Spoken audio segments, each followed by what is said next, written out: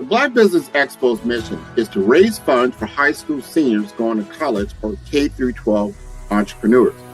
This expo is a fundraiser for students. Please, you may go to www.black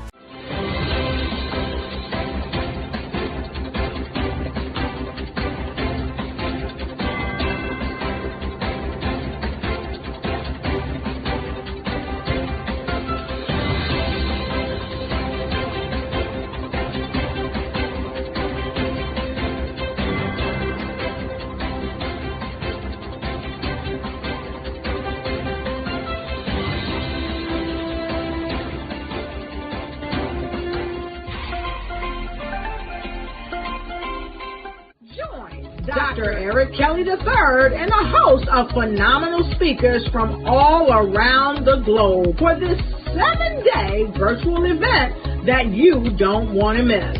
The mission of the Black Business Expo is to raise scholarship money from kids all the way from high school all the way from college. The Black Business Olympics is one of the largest Black business showcases in the world. It is an opportunity for businesses and companies to showcase their businesses globally. We are going to be giving away laptops up to $5,000 away to students.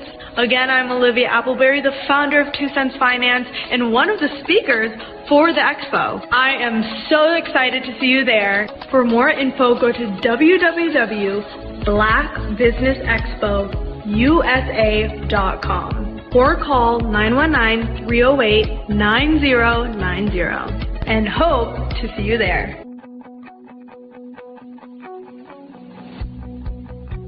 I am Black Business. From the moment I wake until the time I sleep. Yes, I am Black Business. I am Black Business. Tell me, are you Black Business? I am Black Business. Do you support Black businesses? Listen, I support Black business because I am Black Business. Black Business Expo, one of the largest business showcases in the history of Black business in the world. The world! Sign up today at www.blackbusinessexpousa.com or call 919-308-9090. I am Black Business. I am Black Business. From the moment I wake until the time I sleep, I am Black Business. I am Black Business. Are you Black Business? I am Black Business. Do you support Black businesses? I support Black business because I am Black business. Black Business Expo, one of the largest business showcases in the history of Black America in North Carolina.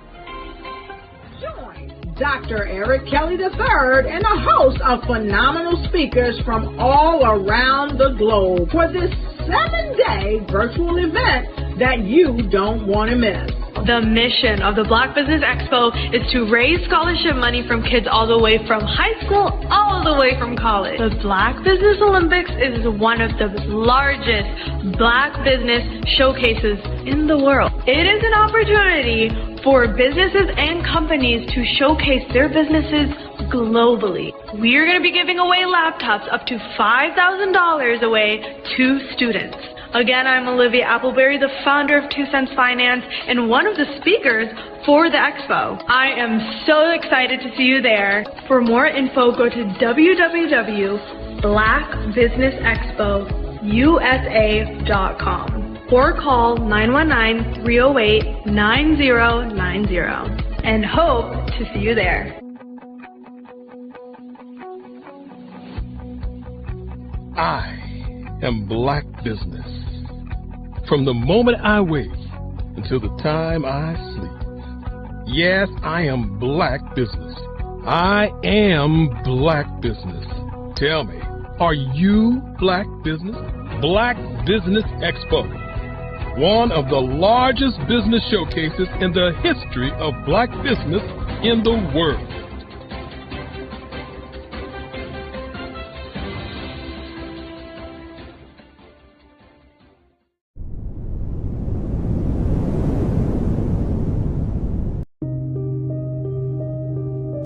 The Black Business Expo is changing my life. This year, they are giving away laptops and even $5,000 in cash to students just like me. I'm Alexis, and I want to go to college to fulfill my dream of becoming an entrepreneur. Help the Black Business Expo going to www.blackbusinessexpousa.com and also becoming a vendor, a sponsor, or donating.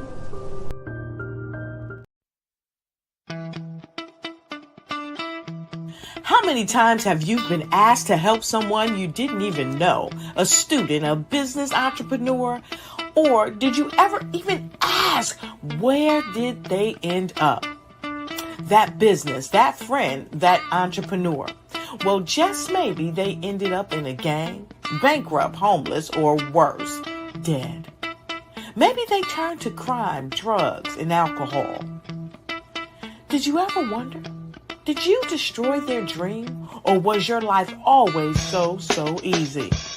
At the Black Business Olympics, we started a movement to help students complete. Give them hope and foster success. Help them to leave their dreams of providing laptops, computers, and up to $5,000 in scholarship funds. Today, we ask you to help a student, a business owner, or an entrepreneur to realize their dream by sponsoring them, supporting them, and buying from them. Consider this. With $1.6 trillion in our Black community, we only ask for a small donation for our students, our businesses, and our entrepreneurs. And you can change a life today. So I ask you, what are you going to do? Sit on the sideline and watch our students in high school be losers, miss out on their dream from lack of resources? Or are you going to donate to the movement and change their future and yours as well? Give us a call today at 919-308-9090. Change their life by investing with action to the Black Business Olympic Fund. The Black Business Olympics, one of the largest business showcases of Black business in the history of the world.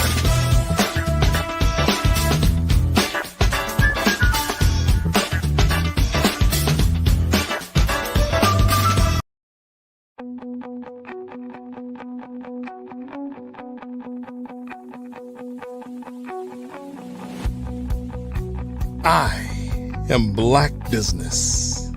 From the moment I wake until the time I sleep. Yes, I am Black business. I am Black business. Tell me, are you Black business? I am Black business. Do you support Black businesses? Listen, I support Black business because I am Black business. Black Business Expo, one of the largest business showcases in the history of Black business in the world. The world. Sign up today at www.blackbusinessexpousa.com or call 919-308-9090. I am Black business.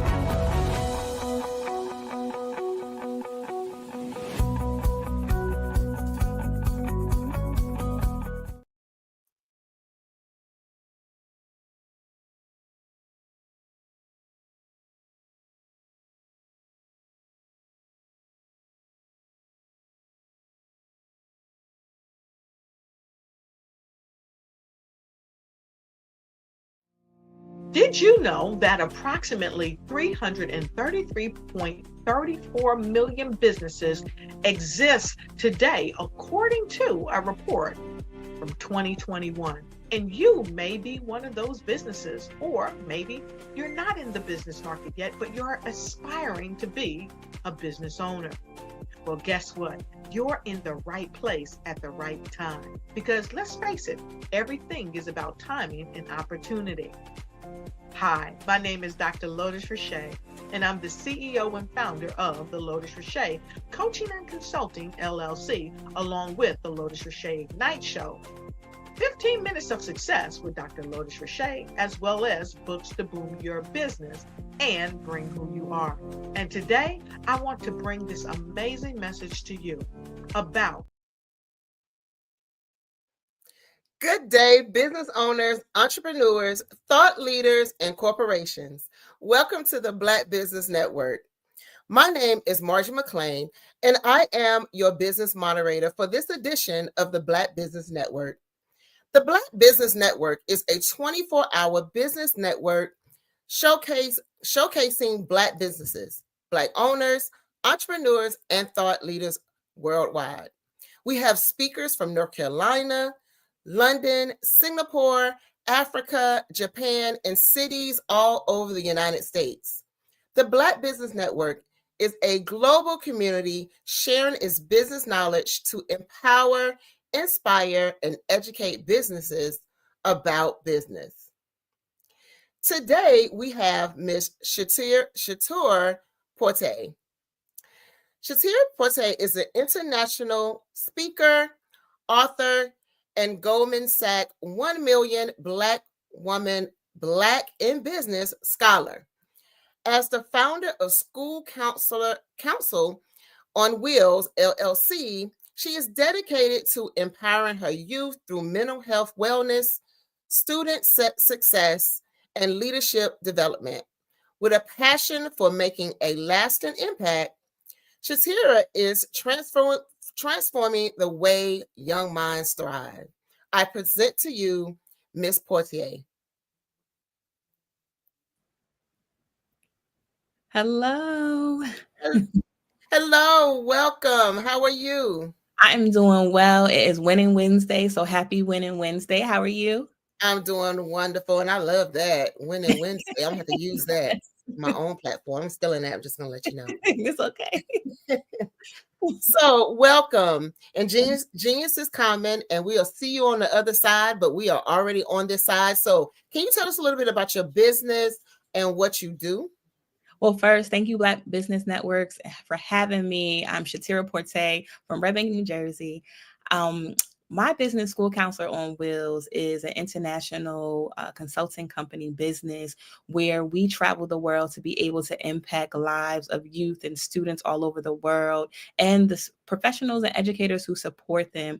We started off virtual, and now we are mobile, just being able to expand our reach to be able to make sure that students and young people thrive, not only in academics, but through personal development as well. I love that. So can you share something, just share about the name? How do you come up with the name, and what inspired you to even start this business? Yes. So actually, to be fully transparent, School Counselors on Wheels was birthed and came from survival. I've been in mental health for this will be my 20th year, actually. I'm celebrating. And then I've been in education 10 years. And I was working in a school. I was a school counselor, a teacher, then I became an education administrator. And during that time, we were coming out of COVID. It was stressful. And I was really coming to a place where I wanted to grow and expand. And I wanted to be able to do more than just being in one central located space, one district. I wanted to be able to go out and be able to help students all over the world. And at the time, I just felt like in my role, in my position, I came to the end of that role. And I felt like, there was no room for growth. I was looking for some change. I wanted to be more creative in the way that I showed up and advocated for students. I wanted to be able to look at it from a holistic, full circle view versus just primarily academics, and I wanted to do something different. And during all of that time, I had to make a hard decision, and it became stressful for me. So I decided to resign in my position that I was in. And I said, I'm going to take a year off to be able to focus, get centered, get grounded, take care of my own mental health. And during that time, a colleague of mine, we brainstormed, and it was really centered around my passion and my passion to be able to connect and work with youth. And through that, it was during the COVID time, and I was still getting calls from students, parents, families, my own colleagues. And my colleague said to me, you can still do that. Just do it virtually. And I said, oops, there you go. School counselors on wheels. Because my certification and background is a certified school counselor. And I said, that's it. I'll be able to do this. And being that it makes sense because we're virtual, and I can be able to do that. I could be mobile, and I can be able to reach different demographics. There was students who were homeschooled. There were students out of the country, and I love to travel. So that's where School Counselors on Wheels started. And we started off very small, where we were looking to grow. And we started off just virtual workshops with young girls of color, and creating a safe space for them, and then expand now. And we're going on our 4th year this year. Congratulations. Listen, I'm very open and very happy to see that you stepped out on faith, one. And, I think COVID was kind of a catalyst for people to say, hey, you know what, I can do other things besides being in this 9 to 5, and I reached this rooftop and I can't go any further. So what's some other things that I can do? You took your talent and you turned it into what I call a paycheck. So I do this workshop called take your hobby or take what you love and turn it into a paycheck. And I actually teach kids how to start their own businesses. So I love the fact that you actually did that. So that is that's very inspiring to me. So, what's your personal experience? How did that shape your passion for youth development and education? Thank you. Well, actually, it came full circle as I started the business. And it really, I sit in gratitude today, because coming up, I was thinking about this and reflecting. Growing up, I didn't have similar programs that growing up. I didn't have programs for young girls for self-love and leadership development. I didn't have programs that focused on college and career readiness. It was just, it was go to work, go to school, and go to church. And that was kind of the mentorships that we had. And it spoke to me because growing up, my love and my passion was in education. I loved going to school. When I got home, I used to play school with my friends. And then when I got to middle school was a tough year for me. My grandmother, my grandmother, and my great grandmother raised me. So when I got to middle school, I was dealing with friendship issues, and I started to be rebellious. And my grandmother, she's the type, like, I'm out here working 2 or 3 jobs. You don't want to listen and follow my rules. You have to, do something else. So I actually was sent around the corner to my great grandmother, who had a more structured home environment, couldn't go off the porch, was very disciplined, had to do some things. And during that time, my family sent me on a missionary trip to Haiti. I was in 7th grade. I was the youngest student that went across with this missionary church group. And there was a high school young lady that went. We were the only 2 students. It was a local teacher from our communities who was a Black woman educator, been educator for 40, 50 plus years. And then other were volunteers. And I went over to Haiti. And during that experience, I was able to teach young kids English. And it shifted me and hit me very differently. And to this day that I impacted, and I share this story anywhere I go, where number one, I learned very quickly that I had a passion and a love and a desire to be able to teach, mentor, and provide information to peers at the time, which were students or just young people. Secondly, I realized that I was over here in the United States playing around, that these young people were coming, they were walking miles and miles from different villages and different towns to be able to gain information from me. And I was back home not taking it seriously. And I have much more resources, school books, environment, than they do. And I wasn't taking full advantage and being grateful for that experience. So I was able to get humbled very quickly at a young age to be grateful for my experience. So when I came back, it really turned a light bulb in me to do two things, to be able to get serious and focused. Mm-hmm. And then also that I wanted to do something. And I started to explore my options of either wanting to be a doctor or be a teacher. Mm-hmm. And then through my own experiences and having very little resources of mentors, and had a not so great experience coming up that I was told that I wasn't going to be much, mountain thing really shifted me that I do not want to feel how I felt growing up in this education environment. Mm-hmm. I also want to be something that I didn't have, because I know the value of being able to pour into a young person, being able to mentor, be able to support. Mm-hmm. And then I started to explore my options by having internships and jobs that allowed me to kind of get my feet wet and explore what I like. So I started off with mental health first and started to be able to do different positions like crisis screening, correctional facilities, methadone clinics, anything that you can name of in mental health. I had the opportunity to work in, and then I got into education, and that really helped give me the entree about exploring my likes and my interests and finding my niche, which my love for was working with youth. But it really started when I went over to Haiti and I started teaching the young people, and also it ignited the traveler in me as well. So now I currently still do that to this day. You know, one of the things that resonated with me is the fact that you actually left here and you saw something different, which inspired you. And I think with our children, that's what they need today. I think about some of the kids that I mentor in my mentoring program in Virginia and Maryland, just allowing them to leave the city and going somewhere like Baltimore. So for some of them, that was their first time even seeing someone that was homeless living in a tent, you know. And for them, they was like, what is that? And I was like, that's a homeless person living under the tent. And they had never seen that before. And then I had some students who I would take to different colleges. And for a young lady to come back and tell me, I didn't think about going to college. My parents didn't go to college until I went on a college tour.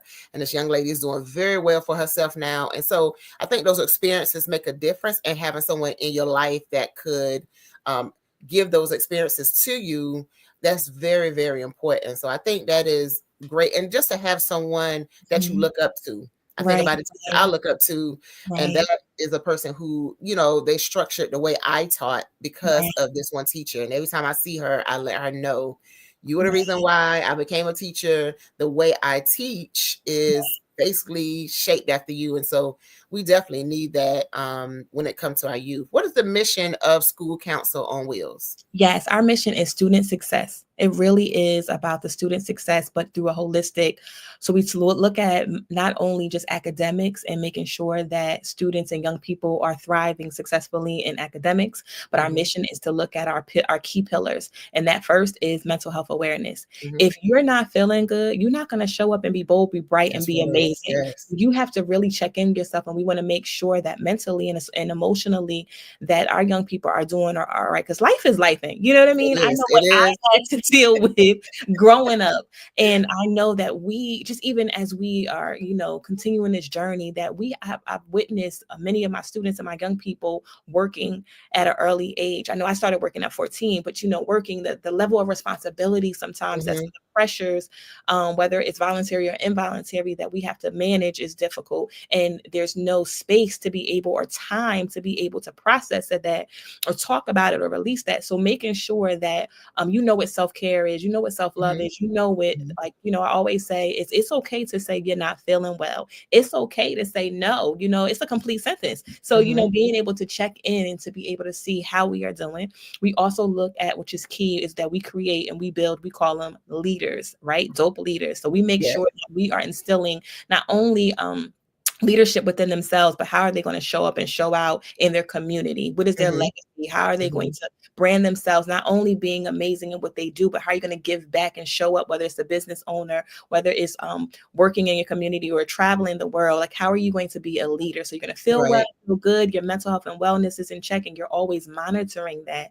And then, because when you get a lot of work and you're successful, millionaire, business, thriving, sometimes we're not taking care of ourselves. So we want to make sure do that, being a leader. And then last, we look at our last piece, which is the college and career readiness and development. So, for me, my grandmother worked a lot, so she didn't have all the resources to know about financial aid and student loans and VOTEC, and there's so many study abroad information. So whether college or, is for you or not, what is your plan A, B, or C?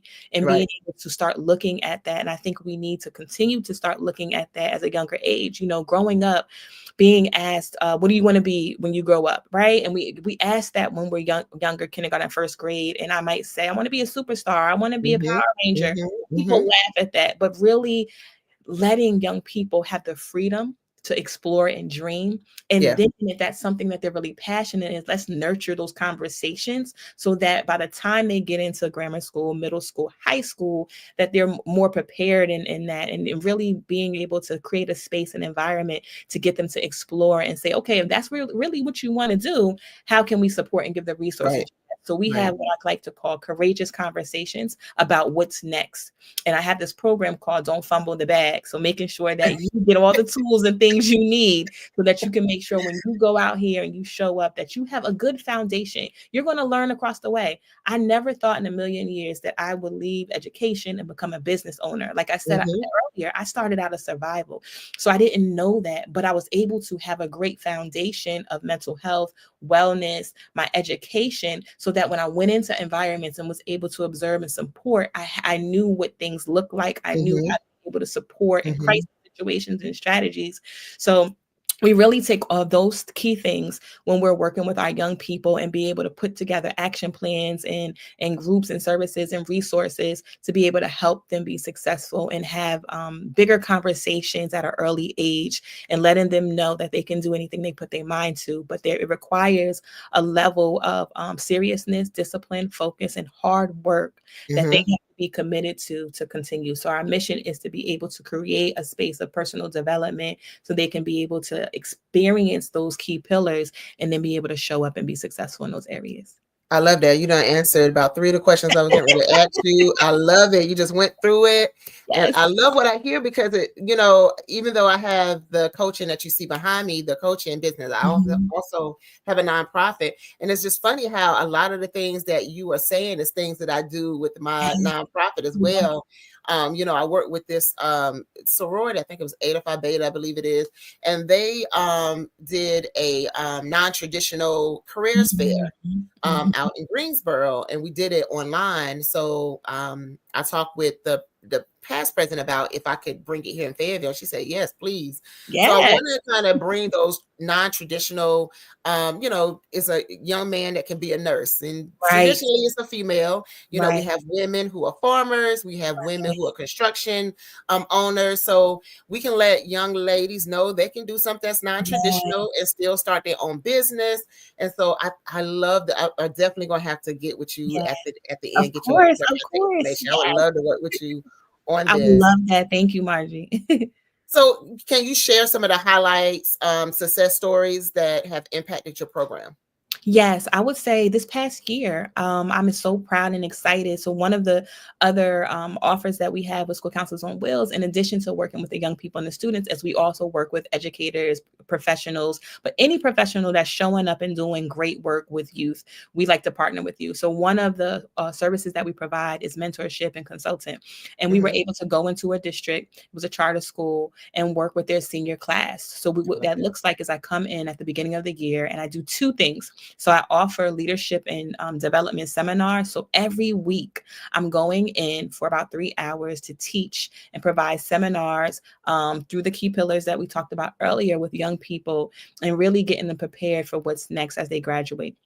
And then the second piece is I'm working with the main, support system that's there with them on a day-to-day basis to really track, get data, and support them and see how we can support them. So for this current year, from 2023 to 2024, we went in and we worked with her senior class. She was a new school counselor. She was very passionate and does amazing work, but we wanted to make sure that we left an impact on the next generation. So we came in and with our program and our services, and I'm proud to say that that senior class, very small, it was a small charter school of about 40 students, was awarded 8.1 million in scholarships from colleges and universities, HBCUs, technical vocational programs.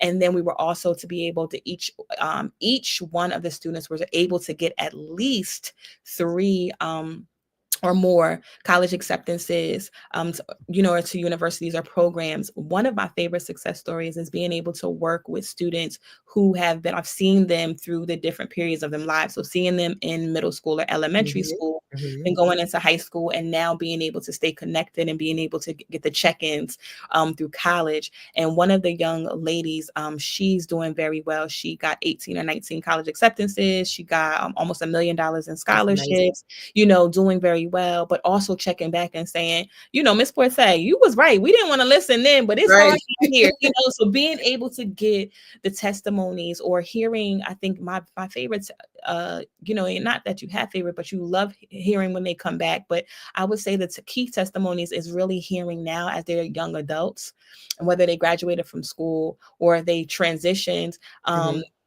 just hearing their testimonies and their stories. I have this young gentleman who, we have a program where in high school, they're able to take and obtain college credits. And he went and did that very well. He left, he graduated high school. He tried community college, and he called me probably about 3 months after he stopped going and said, Ms. Porte, it's not working out. I don't know what I want to do. And he wanted to give up, and we didn't. And I was able to connect him with another program called Empower, and they offer different kind of, vocational, technical, programs. He got into that program, finished it within a couple of months, now has a finance job, 2 jobs. He just moved out on his own. He has his own place. I said, okay. He said, I'm gonna take you to lunch because I'm doing well. I said, okay. So, just really seeing that even though there may be bumps and hurdles, that the key things that we instill, in the young people, that they're doing well and they're able to navigate these challenges on themselves, and being able to come back and say, I'm doing well, and this is what this looks like. And even some that are still trying to figure out, because I know I am sometimes day to day. Yes. Just hearing, I'm big on faith. I'm big on faith and being able to not give up. That's something that I always try to instill in every conversation. Like, I know it didn't work out. I know we're disappointed. I know we're celebrating, but you got to keep having that faith and keep believing. And those are my favorite testimonials and stories.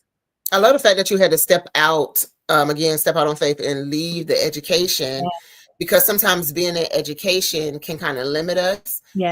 December was my last day in education after 21 years. And I feel like I can do a little bit more not being in the classroom. And I love the fact that you had taken what you experienced in the classroom and in the school system, and now you're taking it further where you want to. Because let's be honest, if you were still in the classroom, you wouldn't be able to do half of the things that you are doing now. You're kind of like limited on what you can do, what you can't do, what you can talk about, what you can't talk about. And so now you are actually really, really making a difference in these children's lives. And just to have the success stories to come back, to know that what you're doing, this is what you was mandated to do, and this was your purpose to do. This is what God gave you to do, and you are moving forward in that purpose. I love it. Margie, I have to be honest with you too. I think, when you're in those roles, you wear so many different hats. So many hats. And a lot of the things that we are hired for, we're not actually doing those duties because we are, just moving and grooving. Some days I felt really robotic. I was just doing that. And I think that's another part where I wanted to be able to venture out, is because the student one-on-one and that dynamic was missing, because it started to be, paperwork, administrative and data-driven, which I know we need those things, but it wasn't what initially I was coming to do. And I felt each year that it was just disappearing. And I knew that was something I was truly passionate about. And then even when I branched out, I didn't know that, School Counselors on Wheels was going to be my journey in my life. And I really have to say confidently and proudly that being able to branch out into School Counselors on Wheels and being able to do this, I have found and locked in with my purpose. Because I used to always question, like, what is that? How am I showing up? I know I'm doing things and I'm making an impact, but it truly is that. And I'm just grateful. So you're right. And I appreciate you just making sure we don't miss that point of it too. Yeah. Yep, I love it. So let's move on to the entrepreneurship side. Okay. What are some challenges that face you as a Black entrepreneur, and how do you overcome those challenges? Oh my goodness. The first challenge is that being able to transition from being in such a mental health and that kind of role for so long, I never knew anything about business. I think in my graduate school studies, one semester, a teacher talked about if you want to open up your private practice, and we went over like some key things with business, but I never took a business class. So I didn't have a business mentor. So I think that was a challenge, being able to, when I was transitioning into this so quickly, because again, I'm a mother. I needed to be able to financially sustain myself.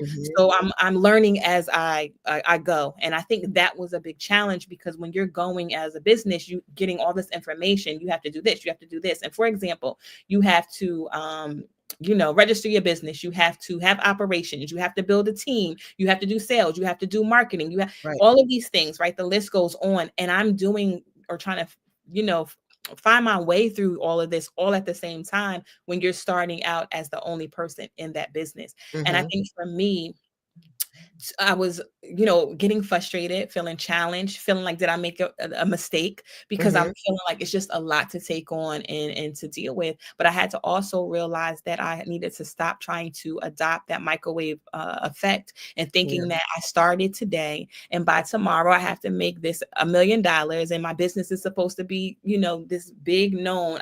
It takes time and it has to build. And then the things that I'm telling the young people I work with, I needed to look in the mirror and tell myself and remind myself, about how this is going to take some time. So I think learning the business overall and what to do was challenging. Another piece I would say is that, being able to get clients and contracts, you know what I mean? So I had to stop trying to do it the cold, emails and the cold way by meeting people and just branching off. But I had to really sit and say, look at the 20 years, look at the 10 years of the relationships and the networks and the things that you do. You have not once shared that. So even when I came into School Counselors on Wheels, I didn't make an announcement. I was just moving and going. And I think I slighted myself in that way, because there's something I'm proud of and I wasn't sharing and highlighting and telling people about it. So I think being able to market myself and learning those things have been challenges in the business. But over the years, I've been able to get mentors, been able to be on platforms, amazing platforms like this. I put myself in communities and conferences and resources and trainings to be able to help. So anything that I am dealing with, if it's a challenge, I now am in a space where I do have communities, or I go and look and find. One of the things that really helped me was this woman in business in my state. They offered free workshops or little to no cost workshops that help new business owners. They want to help business owners, women business owners, and business owners of color who are women to be able to thrive. Because as you know, first year in business, we don't survive. And then by the 5th year, they close down. And I knew I did not want to be a product of that. I didn't want to be a statistic in that statistic. I wanted to be a statistic that no matter how, slow or fast or however I'm moving, I'm still here and I'm learning and growing. So, talk to us about how important is having a business mentor? For me, it was extremely important. And I think I had more than one, and at different seasons and periods of my life. But I also learned now that one of the biggest lessons that I learned is that initially I was just seeking a business mentor. So anybody in business, I was just wanted to get to them, get the information, learn from them. And over the years, I've done that. But over the years, I feel like now I will focus on business mentors who first are in my area of my business, because I think having the different mentors, they're going to see it differently, and their focus and how they mentor you is going to be different. So that's a benefit that I feel like of my experience I got, because I'm able to look at my business from a different perspective and lens from each, which is great. But somebody coming in, it could be overwhelming, it could be frustrating, it could be a lot. But I think I took longer than I should have by finding who I have now as a mentor, a business where they're in education consultant and can really help me start the business from scratch. But being a part of the, Goldman Sachs 1 Million Black Business, that was amazing. And being able, but I learned that after, like, being able, and when you are having a mentor in business, they are someone that has went through the same process. And I feel like you can be transparent, you can be vulnerable, you can be open. And I don't think there's anything that you can say that they haven't seen or can't give you, or they'll direct you. So if you feel like I didn't make any income at this time, they'll be able to support you. If you feel like you need a resource, like sometimes you'll say, I'm struggling with this. They'll say, oh, you can use this program. Right. Or this workshop, or you need to go for government contracting, or you need to do this. Did you think about this? And most of the time, being new in business, we haven't thought about it because we don't have that exposure. So I truly believe, even if you haven't started a business yet, that should be on your first to-do list. Before we start thinking about a name, a website, colors, branding, please find a resource and a business mentor to be able to support you in this journey. And it may not stay the same, and it's okay to find others and have multiple business mentors, but make sure you do have that, even if you're in. And also too, I think what helped is taking a class as well too. So when we have electives, if we're in school and we're taking classes, it is okay to take the one-on-one intro to business class. Even if you're studying medical, because again, I never knew I was going to be in this position. So instead of taking maybe a class that's like, oh, I'm going to take weight training, I'm going to take, something else. And those are all fine and dandy. But I think everyone should take an intro to business class if you have the opportunity to. There's in different states in education and school, there's different requirements. So there's finances is required, or career and college readiness is required. But I would definitely say, whether it's a summer program or some opportunity, to try to make sure that you introduce yourself and immerse yourself in some type of business related professional development or learning experience. One of the things that I can say that helped me when, coming on with the Black Business Network, Dr. Kelly used to do what they call the mastermind class. Yes. We would have business owners come on, and, we would talk about what it would be an issue, or what is a hard journey for us. And then we have other business owners that would kind of give us that advice, kind of like a round table type thing. I love that. I think we need to do more of that with each other. I'm looking at doing something like that with teachers, educators as well, because we have young educators that come in and just don't know what to do. And so for us to give that, those ideas to them, I think that is something that is needed. And we have to not be so afraid to say, hey, I'm failing at this part. Because you don't know it all. I say that all the time. We do not know it all. And you don't need to be with someone who doesn't know anything. You need to be with somebody who knows more, so they can teach you and they help you expand your business. But not only do you listen, you have to do it. You cannot, you have to be a worker. You have to be a doer of what is said, So we have to take those advantages of those different things. For me, one of the things I done was I did became a certified yoga instructor. Wow. And SEL facilitator. And I take that and I used it in my classroom, and it was amazing to see how the kids transformed and how they did much better, and they was calmer. And so I never thought that I would be trying to do yoga in the class, trying to stretch and things, but sometimes we have to figure out ways that we can expand our business. And like you said, taking those different classes is okay. Finance, I may not be that well versed in finance and how to handle. So take the classes. They're out there. They're free. Take advantage. So there's no excuse. So when we think about your journey as an entrepreneur, how inspired were you, becoming a business owner? What are some lessons from your journey that you learned? I would say, as far as being inspired, definitely, I think my hard work, my dedication, my focus, those characteristics about me help me sustain and keep working in my journey with my business. I always tell this story. When I was younger, I used to always say, I want a building with my name on it. I want a building with my name on it. I didn't know what was going to be in that building. I didn't know what it is. But essentially, as I got older and I was thinking about it last year, that was me just having ownership and having a business. And it could still happen. But I think it inspired me just to see, just having something where it's yours and being able to do something that you love. But I think, like I said, I never thought about being here as a business. And now that I'm here, I always say it's hard for me to go back to what I was doing. You know what I mean? But I think just to be able among other business owners to have a solution to problems or to help solve things in the world, and especially for young people, and especially to be among the community and network of a woman who is of a color and has a Black business, and being able to help, and then to be able to help our young people so that they can build legacies.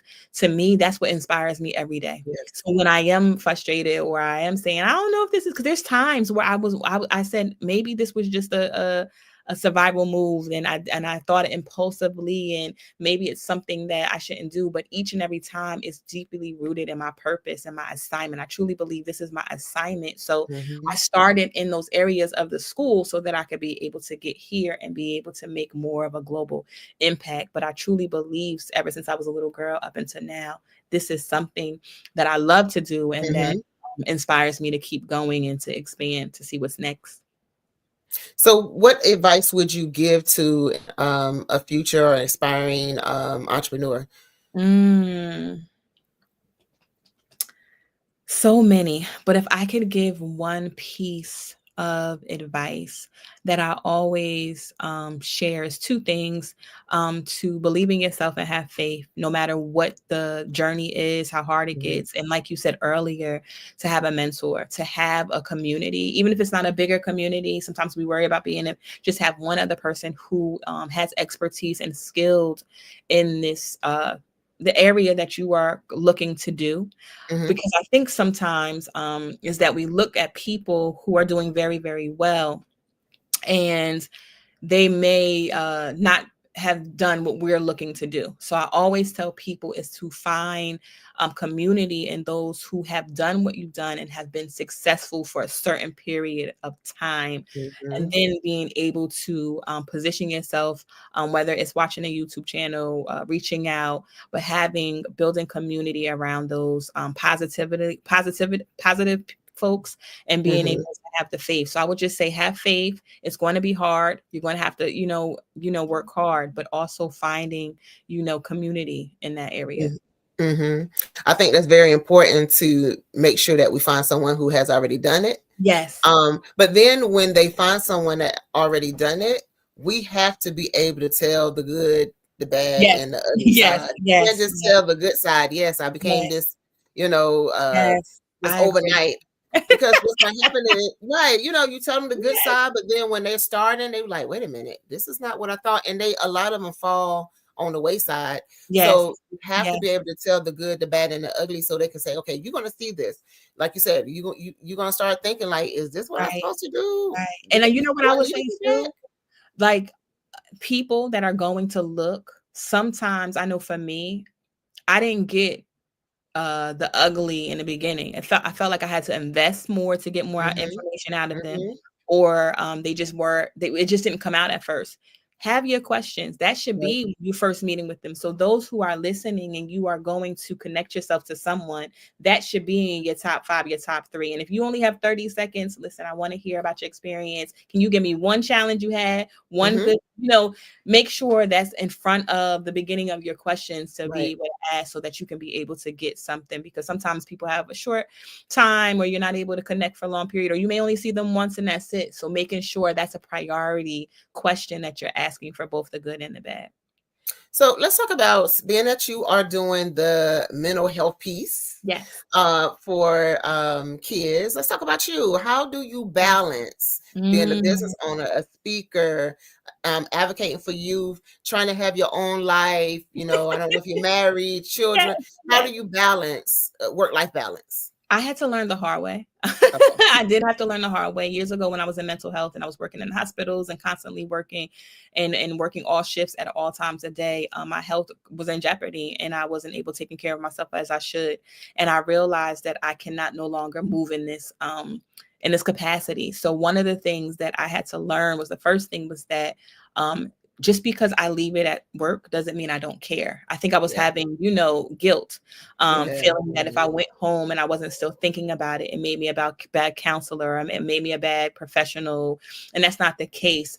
I had to train myself and position to myself to be able to close whatever the matter is in a space that I'm comfortable with. And I can always pick up the next time I come in that capacity. And that I also had to make sure I informed or everything. There was a Band-Aid on the situation till the next time I came in that sustained. But I really had to also make sure that when I got into now my place of home and peace, that is an environment that pours into me and nurtures into me, because I wasn't doing that. So that means to make sure, am I getting a decent amount of hours of sleep? Am I eating a certain amount of times a day? Am I drinking water? Now I've incorporated fitness in my day-to-day. I also have other routines that I check in to get grounded and focus. And I wasn't doing that at first. So what I call it is, what is your daily secret sauce? What are you doing each day to be able to pour into you so that you can show up? Because what we all say, we can be successful, we can make a lot of money, we can be thriving, but we're not going to be able to enjoy it if we don't take care of ourselves. I take trips.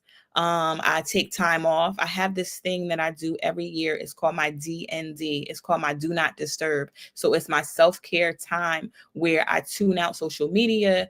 I tune out even socially going out, but I really sit and I think about my wins. So I celebrate Winning Wednesday every Wednesday. I have a win jar. I put posts in it.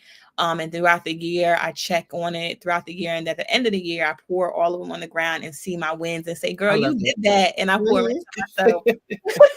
But I do those things once a quarter. I take retreats away where I love my family and I say, I love you guys, but we either go somewhere where it's the beach, I rent a space and just have the time where I'm pouring into myself.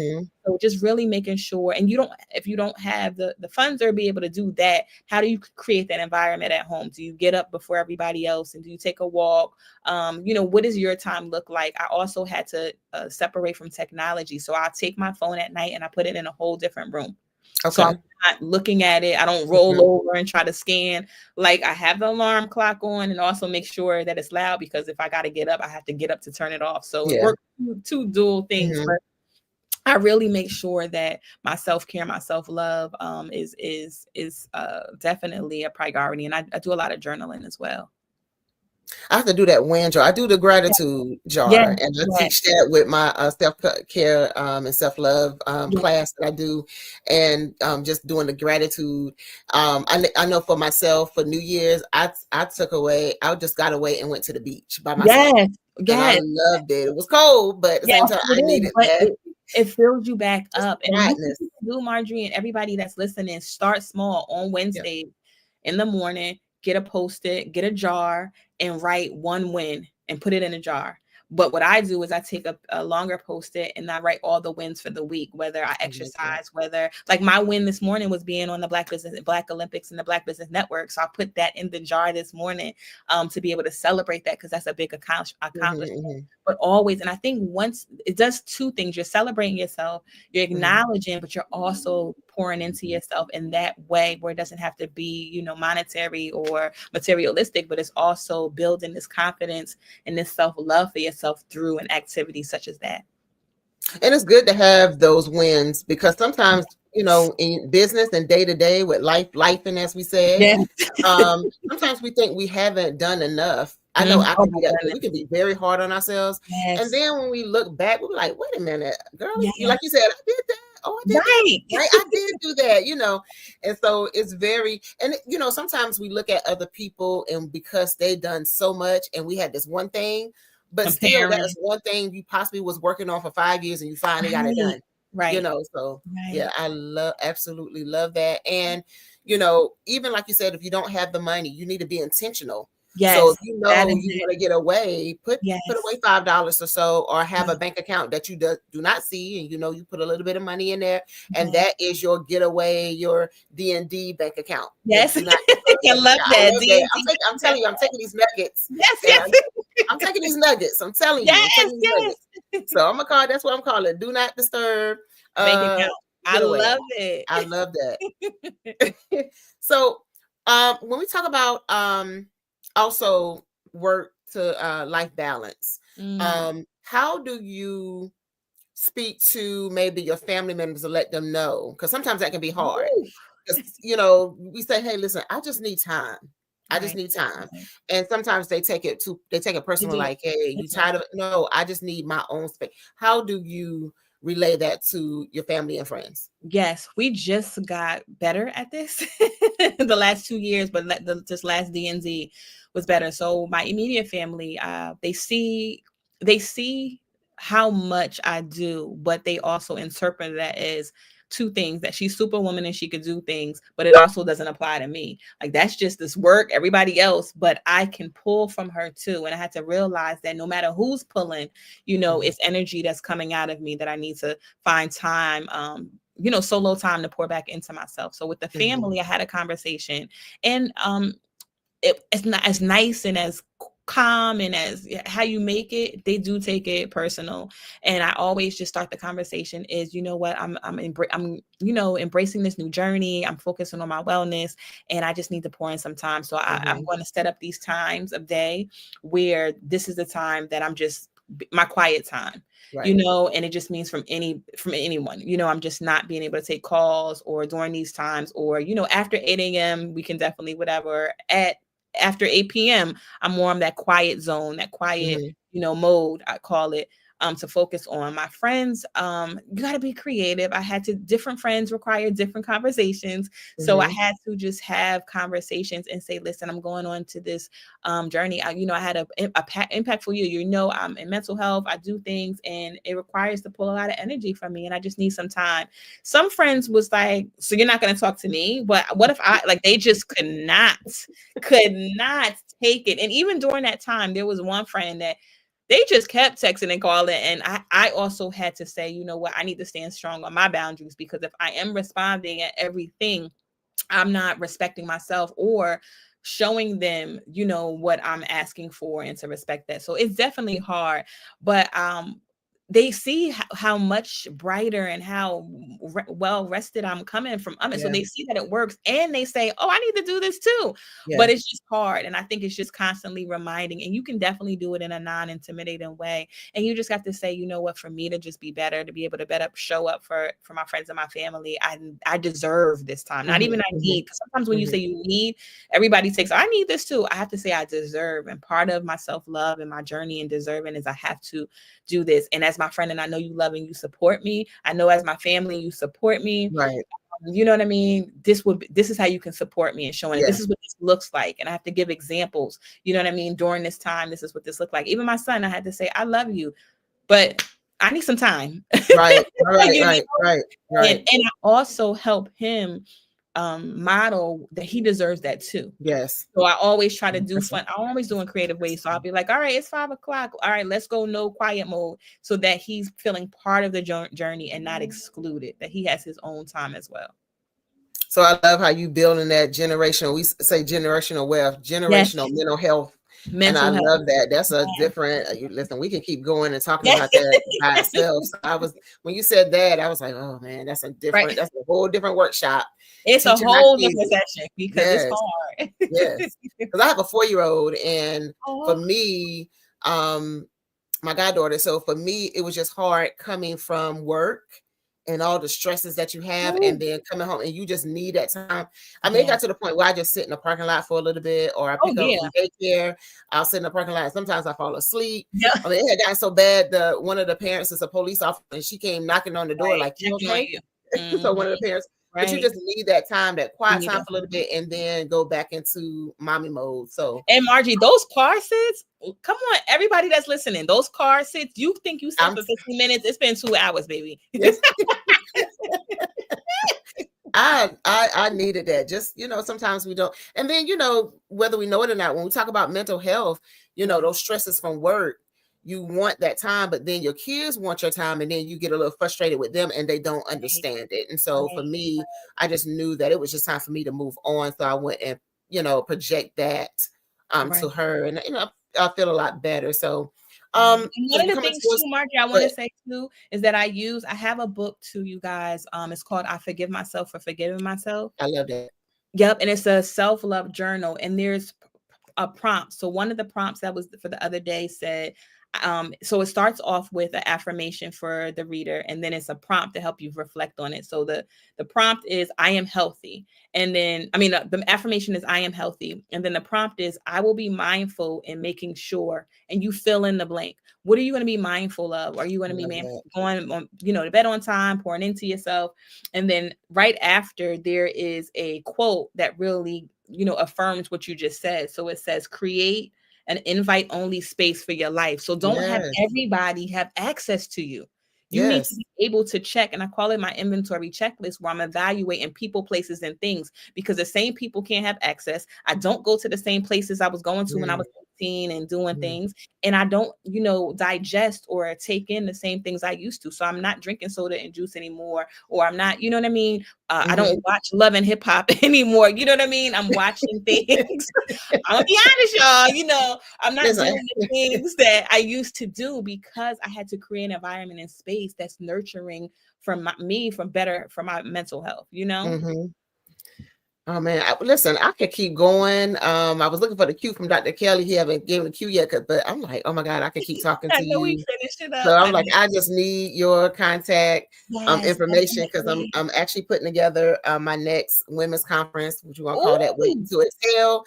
I may have you to come and be a speaker. I have to get your do that too. I'm a consultant, author, speaker, and I love women empowerment, especially Black women. I posted a couple of my own events by pouring in to you, and that's what the book is based off. I Forgive Myself for Forgetting Myself. And that's what I really speak to, about being able to create this lifestyle that you are making sure you prioritize yourself. So feel free to be able to connect with me. The book you can be able to reach on Amazon, Barnes and Noble, Target, Walmart. I'm on LinkedIn, so Shatira Porte on LinkedIn, and I'm also on Instagram. My business school counselors on Wheels. So feel free to reach out to me if you have any questions. You would love for me to come in and pour into any groups, whether it's students. We work with college students as well. So my target audience I focus mainly on middle school and high school, but I've worked with younger and also older, even students that are in their doctoral programs I'm working with currently now too, just to make sure that they're creating a lifestyle and a space for mental health as they're in their journey. So I would love to be able to support anyone that is looking at their overall mental health wellness, or also just being able to thrive successfully, and showing up, whether it's in your business or just in your life. Either one is important, and we must do that. Well, let's, I don't know if we ended, but I will say, what is the ultimate vision for School Counseling on Wheels within the next 5 to 10 years? And also, if you can have a piece of advice to give your younger self when you first started out, what would that be? So tell us your first vision for the first 5 to 10 years. We are still new. We're still growing and expanding. My 5 to 10 year vision is that School Counselors on Wheels is known as one of the top 5 businesses and companies worldwide, internationally, working with students and youth programs.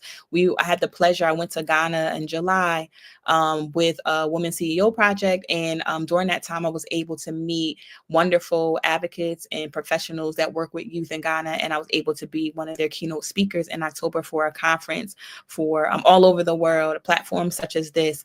And my goal is to continue to be able to travel, not just virtually, but be in person. Ultimately, I want to create an international girls program in Africa. I want to be able to go there and be able to do some work with students and women there, and just build some programs, and continue to have a cultural exchange program through US and there. My advice to my younger self, I wrote an open letter. I do that often. Give me just one because we get ready to cut off in a few minutes. Okay? Yep. Open letter to just myself about I am just proud of the woman that you are showing up to be, and you are being the woman that you needed when you were younger. I love that. So real quick, before we get ready to go, can you again give us your contact information, please? Sure. Please connect with me on LinkedIn, Shatira Porte, first name Shatira, last name Porte, Portee. And please connect with me also on Instagram with Shatira Porte. My email is schoolcounselor@gmail.com. All right. Thank you so much for having you. It was great talking to you. Thank you. It was great, Margie. Thank you for making me feel at home and just spending the day, the early afternoon with me.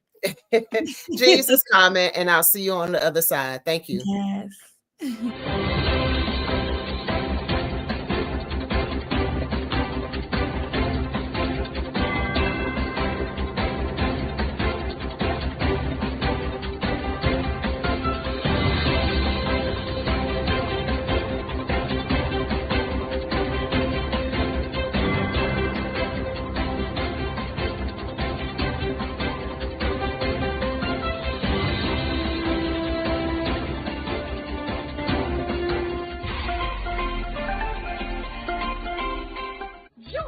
Dr. Eric Kelly III and a host of phenomenal speakers from all around the globe for this 7-day virtual event that you don't want to miss.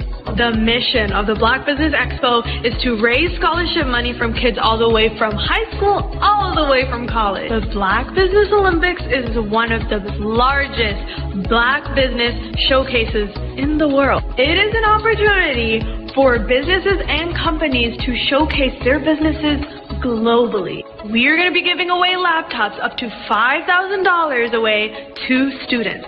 Again, I'm Olivia Appleberry, the founder of 2 Cents Finance and one of the speakers for the expo. I am so excited to see you there. For more info, go to www.blackbusinessexpousa.com or call 919-308-9090 and hope to see you there.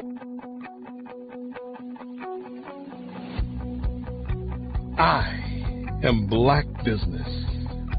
From the moment I wake until the time I sleep. Yes, I am Black Business. I am Black Business. Tell me, are you Black Business? I am Black Business. Do you support Black businesses? Listen, I support Black business because I am Black Business. Black Business Expo, one of the largest business showcases in the history of Black business in the world. The world! Sign up today at www.blackbusinessexpousa.com or call 919-308-9090. I am Black Business. I am Black Business. From the moment I wake until the time I sleep, I am Black Business. I am Black Business. Are you Black Business? I am Black Business. Do you support Black businesses? I support Black business because I am Black business. Black Business Expo, one of the largest business showcases in the history of Black America in North Carolina. Join Dr. Eric Kelly III and a host of phenomenal speakers from all around the globe for this 7-day virtual event that you don't want to miss. The mission of the Black Business Expo is to raise scholarship money from kids all the way from high school, all the way from college. The Black Business Olympics is one of the largest Black business showcases in the world. It is an opportunity for businesses and companies to showcase their businesses globally. We are going to be giving away laptops up to $5,000 away to students. Again, I'm Olivia Appleberry, the founder of 2 Cents Finance and one of the speakers for the expo. I am so excited to see you there. For more info, go to www.blackbusinessexpousa.com or call 919-308-9090 and hope to see you there. I am Black Business. From the moment I wake until the time I sleep. Yes, I am Black Business. I am Black Business. Tell me, are you Black Business? Black Business Expo, one of the largest business showcases in the history of Black business in the world.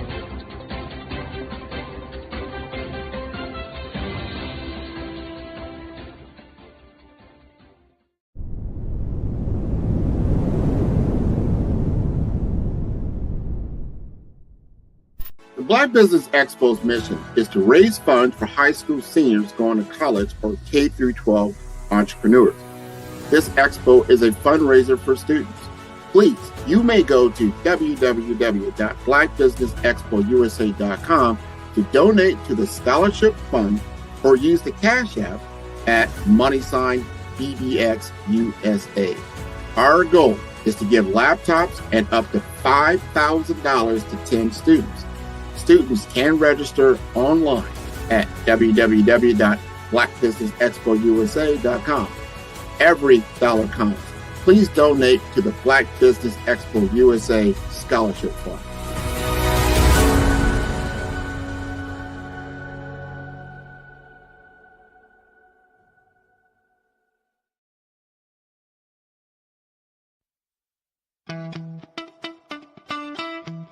How many times have you been asked to help someone you didn't even know? A student, a business entrepreneur? Or did you ever even ask, where did they end up? That business, that friend, that entrepreneur.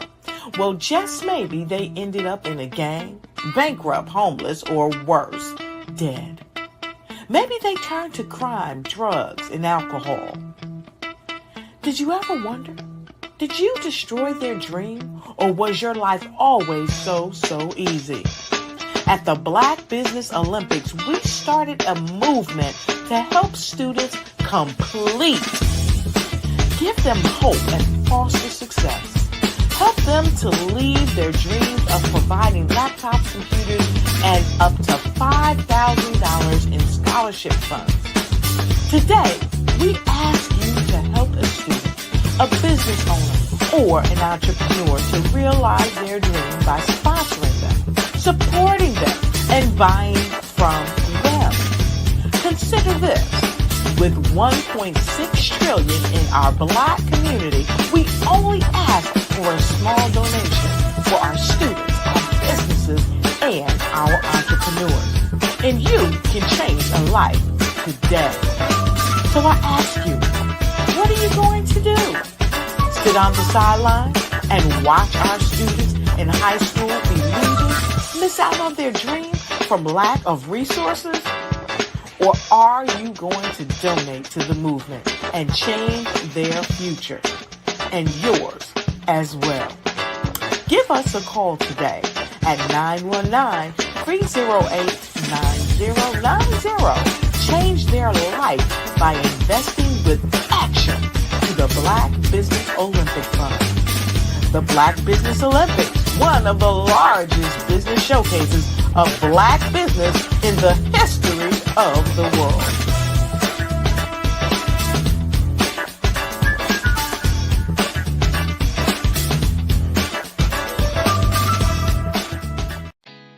Did you know women represent just 3% of Fortune 500 CEOs and less than 15% of corporate executives at top companies worldwide? Have you wondered what the secrets are to getting into the top ranks, whether in the private or public sector? Do you want to figure out how to stop being held back in your career or passed over for promotion? Then you're in the right place. Hi, I'm Dr. Madeline Ann Lewis, President and CEO of the Executive Women's Success Institute. I have decades of experience in the military, the federal government, and corporate America. And my mission is to help women succeed and tap into their full potential. I want to reach 1 million+ women around the world to become the leaders they are meant to be. So if you want to move into a management or executive level position, or maybe you are a female veteran transitioning out of the military into business entrepreneurship, then reach out to the Executive Women's Success Institute at 301-693-3284. Let us get you on the fast track to success.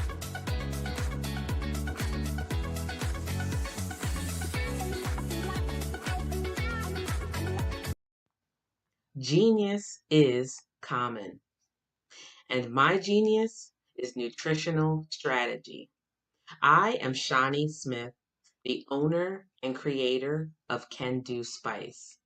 Can Do Spice was created because I knew that adding herbal and mineral supplements to my diet did not have to be boring. In fact, because I'm a food enthusiast, I knew I could create something flavorful and explosive that also had the benefit of adding herbal supplements such as sea moss, bladderwrack, burdock root, and black seed, just to name a few. I invite you to take this journey with me where we come together and take control of our nutritional health. It is my way of sharing my genius, the gift of flavor and the healing power of herbs to the world. What is your genius?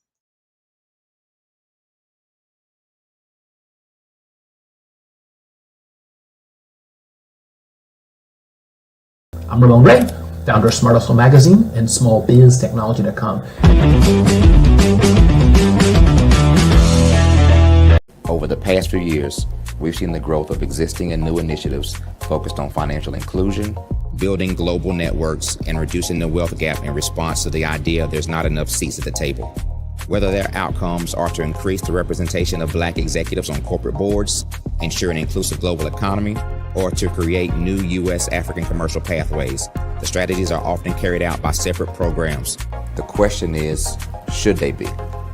With the continent of Africa being home to more than half of the world's fastest growing economies, the youngest workforce, over 400 companies generating more than $1 billion annually, 700 generating more than $500 million annually that are poised for growth, and being the destination of nearly $5 billion in venture capital in 2021. Diversifying U.S. and Africa commercial engagement by building bridges between African businesses and their U.S. diaspora should begin being seen as mutually beneficial.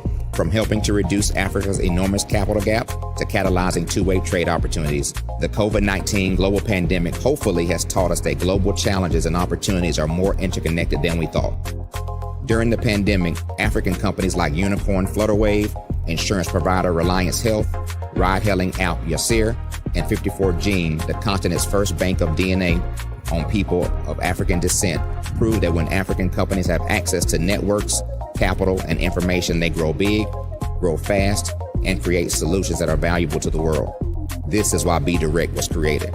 We are the first U.S.-based but African-centric board preparedness and board search company designed to connect U.S. Black talent and corporations to African businesses.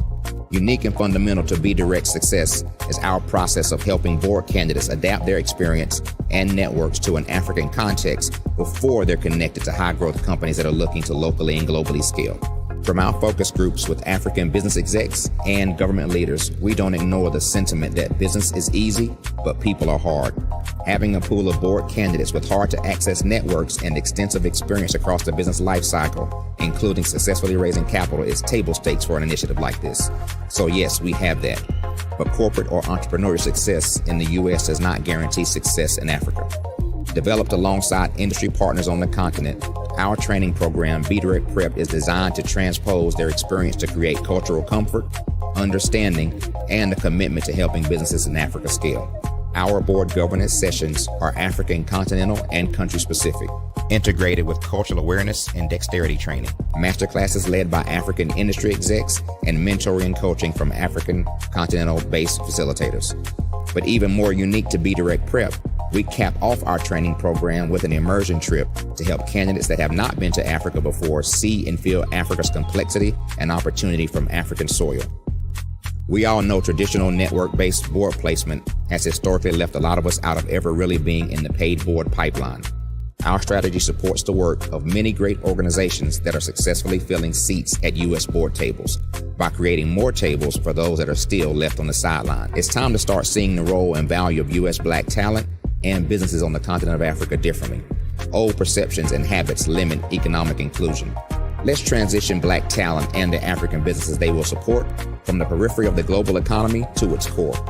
Living in a global lockdown, we all know now how fast local and global economies can change, and see the value of having businesses that hire, strengthen local value chains, and even grow globally. Status quo in any form holds back progress. We must democratize U.S.-Africa commercial engagement by socially and economically connecting cultures that have long been disconnected. It's time for Africa's U.S. diaspora to redefine their global value by helping African businesses scale continentally and globally.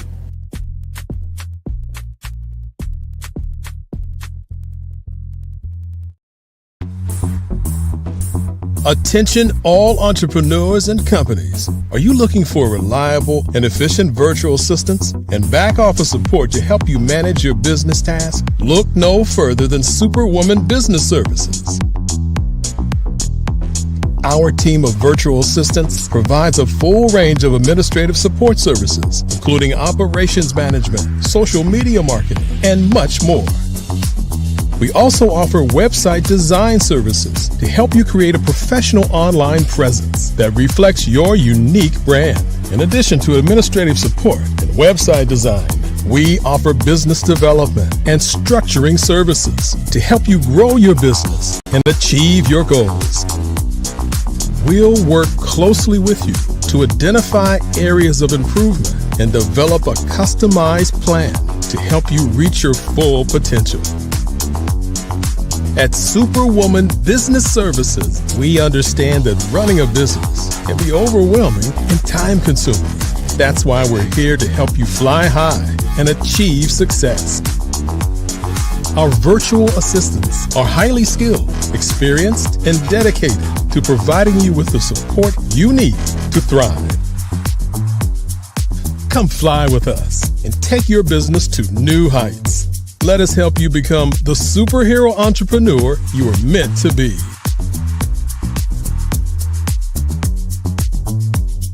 Contact Superwoman Business Services today to learn more about our back office support services. Come fly with us and take your business to new heights.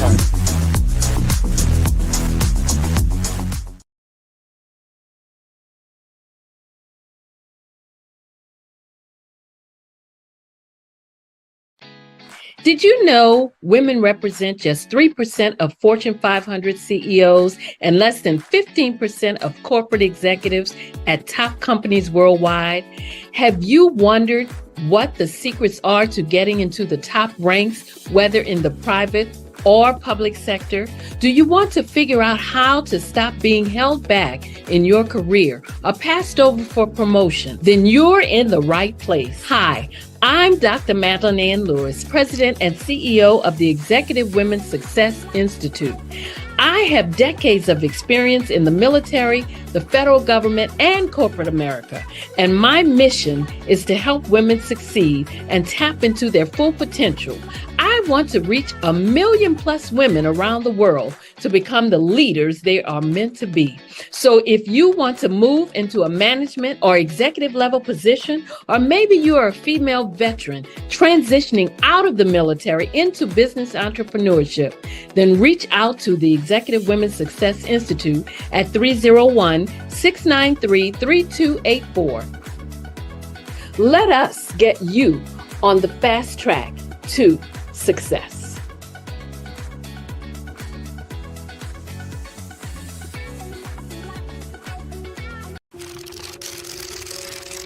Bravery is not the absence of fear, but the ability to overcome it. We stand for those who defy suppression, who speak out, and those who walk the road less traveled. Everyone deserves to be seen and their voices to be heard. We're sparking a movement, growing a community of creators united by the desire for freedom, choice, equity, and ownership. At Fanbase, it's all for one and one for all. We support each other to guide, promote, and uplift you in a place where you can unapologetically be yourself. A place where your voice, ideas, and creativity are not just welcomed, but celebrated. We are Black founded, minority funded, and supported by a diverse, inclusive, powerful community that believes in the strength of authenticity and individual choice. Regardless of success or background, we welcome you, the marginalized, the underappreciated, the successful, the superstar. We're for all who seek a space to express themselves freely, where they are rewarded for being their authentic, true self. We transcend labels because only we have the right to define ourselves. We are built for the brave, the culture, the creators, and for the future where everyone has a power to shape their own destiny, where all are empowered, voices are amplified, and freedom is embraced. For the first time, you have a chance to own the platform you helped make popular. It's a revolution, a movement in how we connect, create, and share. Everyone is a creator, and everyone has a fan base. Here, you can be you without limits.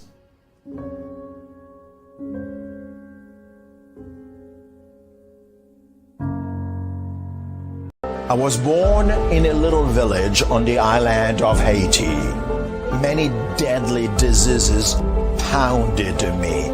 It is as if they were on a mission to end my existence on this earth. I refused to give up.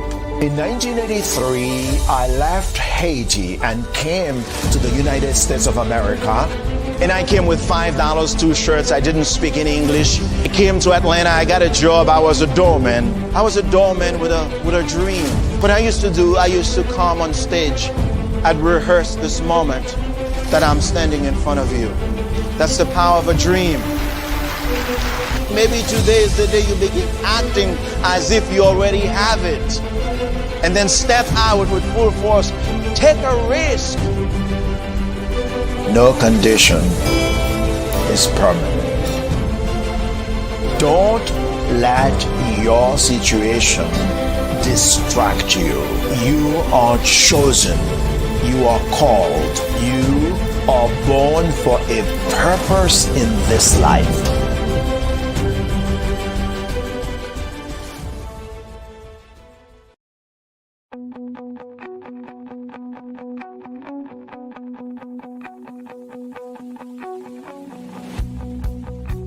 I am Black Business. From the moment I wake until the time I sleep. Yes, I am Black Business. I am Black Business. Tell me, are you Black Business? I am Black Business. Do you support Black businesses? Listen, I support Black business because I am Black Business. Black Business Expo, one of the largest business showcases in the history of Black business in the world. The world! Sign up today at www.blackbusinessexpousa.com or call 919-308-9090. I am Black Business.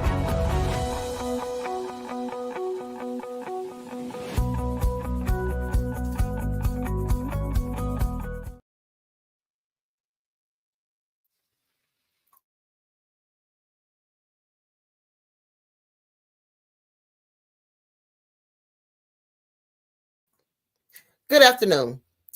The Black Business Expo mission is to raise funds for high school seniors going to college or K through 12 entrepreneurs. The expo is a fundraiser for students who may go to www.blackbusinessexpousa.com to donate to the scholarship fund or use the Cash App that is on the screen below. And you can also Cash App at $BBX USA. The Black Business Expo's mission is to raise funds for high school seniors going to college or K through 12 entrepreneurs. This expo is a fundraiser for students. Please, you may go to www.blackbusinessexpousa.com to donate to the scholarship fund or use the Cash App at $BBX USA. Our goal is to give laptops and up to $5,000 to 10 students. Students can register online at www.blackbusinessexpousa.com. Every dollar counts. Please donate to the Black Business Expo USA Scholarship Fund.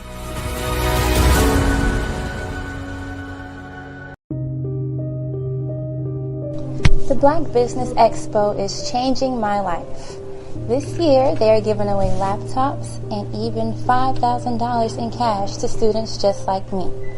I'm Alexis, and I want to go to college to fulfill my dream of becoming an entrepreneur. Help the Black Business Expo going to www.blackbusinessexpousa.com and also becoming a vendor, a sponsor, or donating.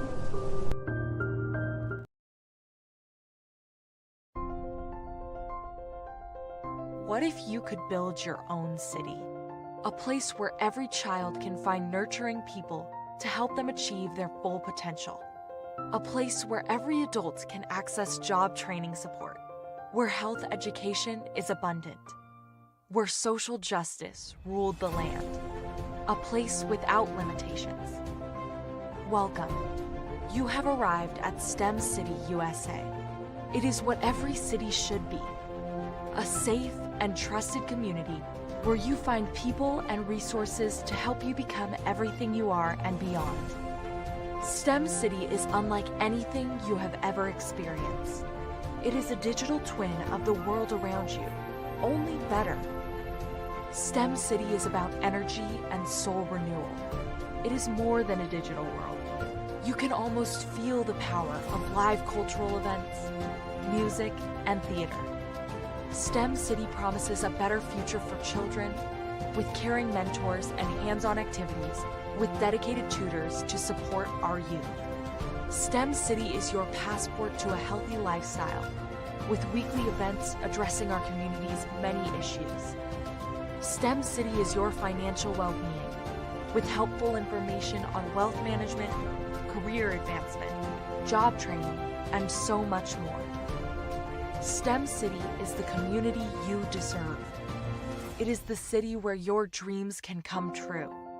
STEM City USA, a place in the sky that is accessible to all who reach for the stars.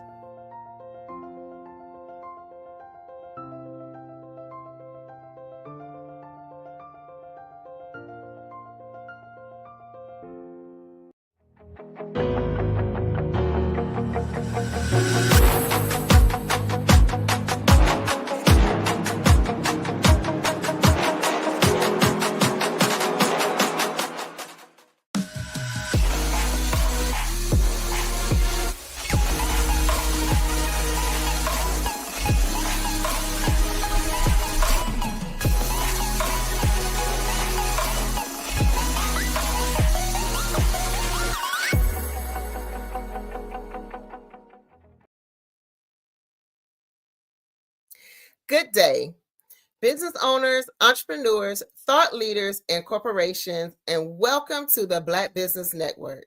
My name is Margie McLean. I am the business moderator for this edition of the Black Business Network. The Black Business Network is a 24-hour business network showcasing Black businesses, business owners, entrepreneurs, and thought leaders worldwide.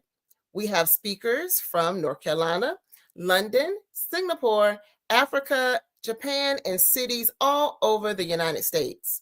The Black Business Network is a global community sharing its business knowledge to empower, inspire, and educate businesses about business. Today, your speaker is going to be no other than myself, Margie McLean. I am the founder and CEO of the Margie McLean Foundation. Our mission is to develop resources and support that enhance academic achievement, financial stability, holistic well-being for youth and families while promoting strong community engagement. Our vision is to create thriving communities where youth and families are empowered through education, economic opportunities, holistic health and wellness, and academic community engagement. We envision a future where families have the resources and support needed to achieve their academic success, financial independency, and healthy, fulfilling life while contributing to the growth of our community. Just a little bit about the Margie McLean Foundation. We started in 2003. I promised my grandmother that I would do something big in the community and make a difference. And much like her, she was one who helped those in the community. So in 2004, when I became a teacher, I began to mentor high school ladies in St. Paul's High School with this program called the Ladies of Quality. In 2014, I created and expanded the program in Virginia and Maryland. And this is when the Margie McLean Foundation was born.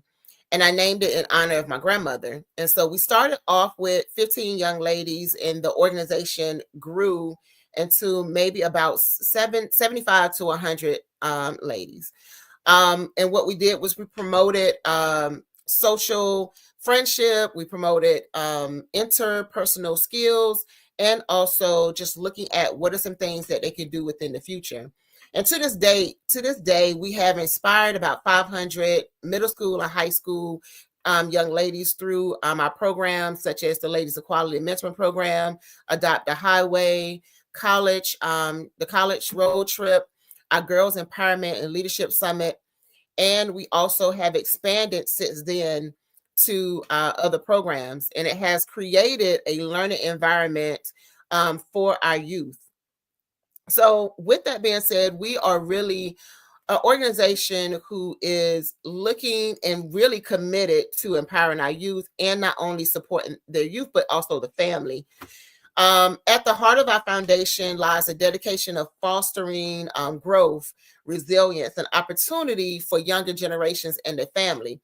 And through this, we are big on collaborating with different partners in the community.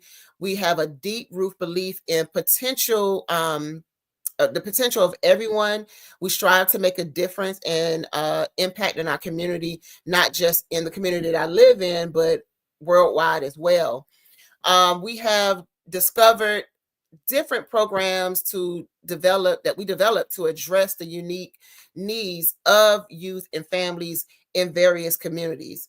And some of our programs that we have started was our back to school drive. And with this, we wanted to help provide at least something for our at-risk children. One of the things we provide for the families is to help them with their new backpacks, school supplies, and we do this in the month of July. We also provide them with resources to help them, their family with school. We also provide them with vaccination information, and we also help our teachers as well, because we know our teachers do not have the resources that they need in their schools. So for those Title I schools, we provide them with school supplies for our teachers as well. One of the other programs that I think is really, really needed is our Bundle of Joy Community Baby Shower. And the purpose of this baby shower is to educate new and expecting parents about health, nutrition, infant mortality, also to provide community resources to help them as well. And we're looking at making sure that we maintain healthy living for babies 0 to 12 months. With this, we have charitable efforts which collecting baby supplies for our new mothers, and not only our new mothers, but our fathers as well, and anything that our babies need. We also do what we call a resource fair. And with that resource fair, we have different community resource organizations that come in, and they also provide education to our parents. And again, I want to make sure that I stress that this is just not for mothers, this is for fathers as well. We are going on our sixth community baby shower, which will be this April. We are looking to have a carnival style baby shower, and we want to encourage our fathers definitely to come in and learn some of the things that our mothers go through. Also, our mothers learn some of the things our fathers are going through during the pregnancy stage as well as afterwards. So we want to be able to promote healthy families through this baby shower. Our Girls Summit, which we call that the Jail Leadership Summit, I started that to promote women empowerment and young women, ladies, to show that we have some women in our community that are doing some wonderful, wonderful things. And I also want them to see women that look like them. And so we started this program, which was like a leadership training program for middle and high school kids. And we talked about topics when it comes to self-improvement, self-love. We had women to come in and teach them nutrition. We had the young ladies to make their own smoothie drinks. They learn about the different ingredients to make a smoothie. They pick it and they make their own ingredients. And then we had a competition with that. We also had women to come in and talk to the ladies about healthcare, how to care for themselves.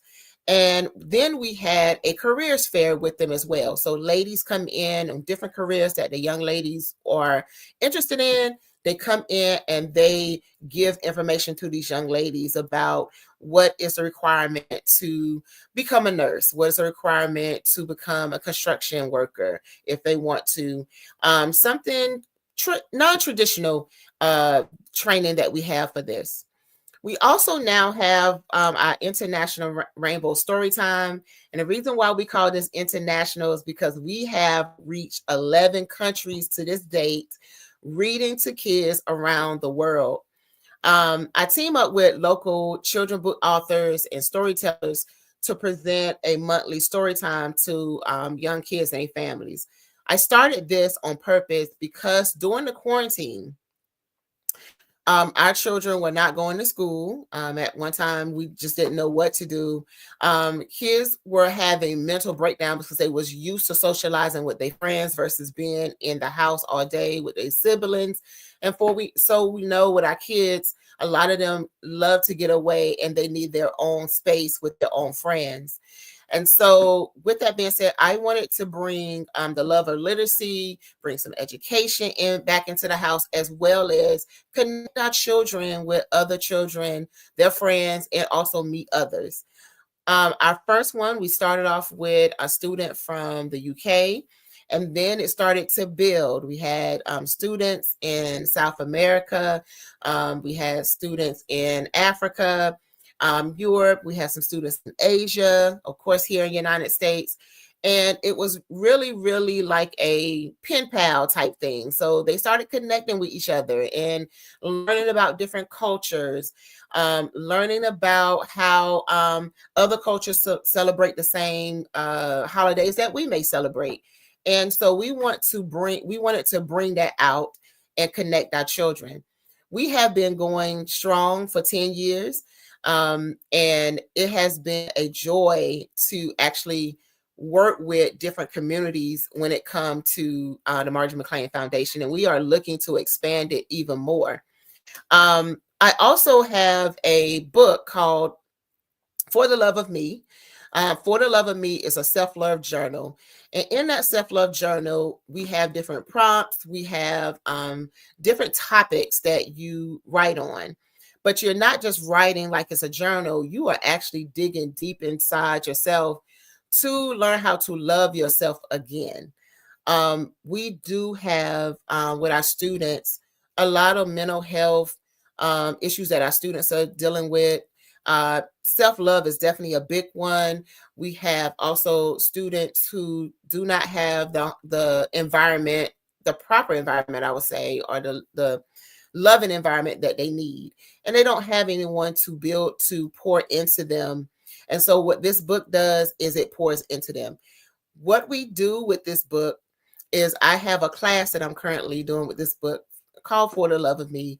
And we talk about how to have gratitude for yourself, how to love yourself again. First of all, let's talk about what is self-love. So a lot of people do not know what self-love is. So what is self-love to you? How do you show self-love to yourself? When you show self-love to yourself, how does that exude to other people? How do they now see you? Do we really think about those things when we think about ourselves? We also learn how to write a love letter to yourself. So in this book, you write 3 love letters you write to yourself. Okay.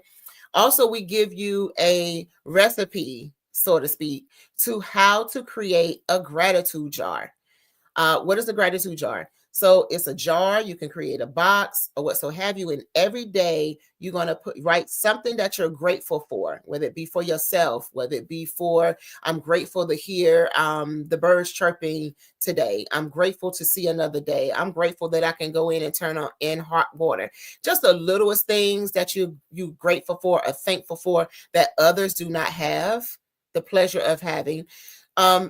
You create this for yourself. And at the end of the month or at the end of the quarter, or at the end of the year, you pull out your slips and you look at your slips and figure out what is it that I was grateful for this year. Okay. We had a young lady, she came, the last young lady who was on, she talked about having a box that she does. She called it the win box. And she looked at all of her wins. Well, you could do the same thing with your gratitude jar. What are the things that you're thankful for? And once you look at that, you'll notice that life is not as bad as it seems or what you think it is, because there's a lot of little things that we have, opportunities that others do not have. So in here, you also have quotes every day.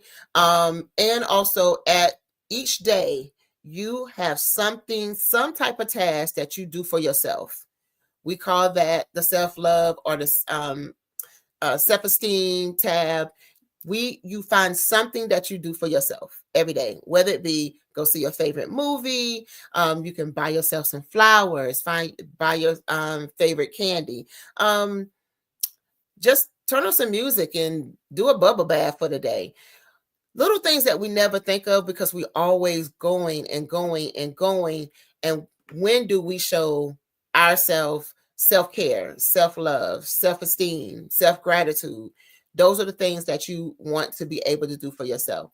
So within that, I created what we call Chemistry Growth Mindset. And it's a transformational consulting and also coaching business. So in this, I coach young women, I coach young men, I do group coaching, independent coaching, small group coaching, whether it be whatever it is that you want to work on in life, that's what we work on together. I also do education consulting. And one of the things I love to do is I go into a classroom or I go into a school and I work with new teachers. Because a lot of our teachers are dealing with a lot of things in the classroom. And some of these things are not taught in the education department or in the education program. So when they come, their mind is just blown at a lot of things that they see. And we don't want to lose our teachers, especially young teachers. The kids need that. So one of the things I do, I go in and I work with our teachers, little things that they need, whether it be learning how to create effective lesson planning, whether it be classroom management. How can we give notes where it's effective for the children? We work on those type of things. So if you are looking for coaching or if you're looking for consultant, you can definitely follow me at Chemistry Growth Mindset. on Instagram as well as Facebook. You can also email me at chemistrygrowthmindset@gmail.com. This is for my educators. I definitely want to work with our educators on how to teach our children better. Our kids are going through a lot. What are some traumatic things that our kids are going through? And how can we, with those kids with those traumatic issues, how can we really be effective in instructing them? So with that being said, thank you. I'm so happy that I was able to come in and talk to you about my business. If you would like to find me, you can find me at Margie McLean Foundation @gmail.com. You can also find me at Margie McLean Foundation 1 on Instagram, as well as on Facebook. Also, I have a lot of videos where I give some good nuggets on TikTok. You can find me at Chemistry Growth Mindset on TikTok. I give a lot of good nuggets that you need, free nuggets about self-care, self-love, how to take care of yourself. You want to make sure that you're able to pour into yourself and not into everyone else. And again, when we're talking about business, this is one of the hardest things to start is business and being mentally being sound to be able to keep our business going. Talking with the young lady, we just a minute ago, we have to have a good, mental health wellness regimen for ourselves. And so with that being said, I would love to work with you if you are interested in working with doing yoga, SDL, self-care, anything I had to learn, I would love to teach that to you. Again, you can find me at Margie McLean Foundation @gmail.com. You can find me at Chemistry Growth Mindset, Transformational Coaching on Instagram. Please follow me on YouTube, follow me on Facebook, and also follow me on TikTok. I would love to hear from you and hear more from you. Thank you so much, and I am looking forward to meeting you and talking to you soon. Thank you.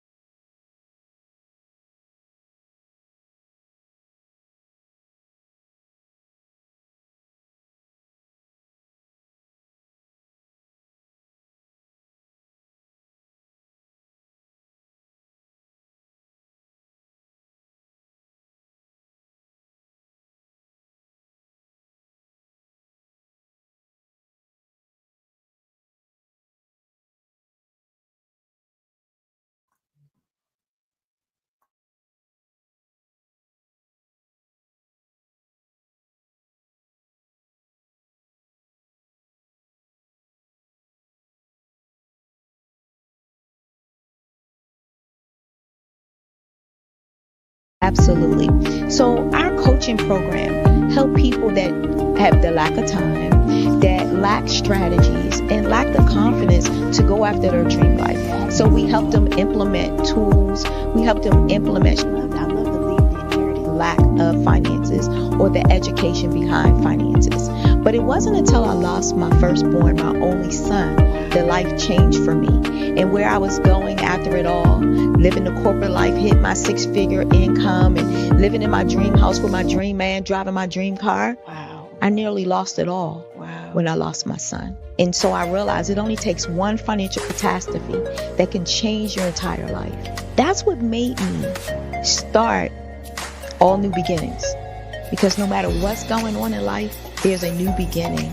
And because of that, we develop a program called Wise Minded. My little slogan is, don't just dream it, let's live it. If they want to connect with you or work with you, what is the best ways for them to be able to do that?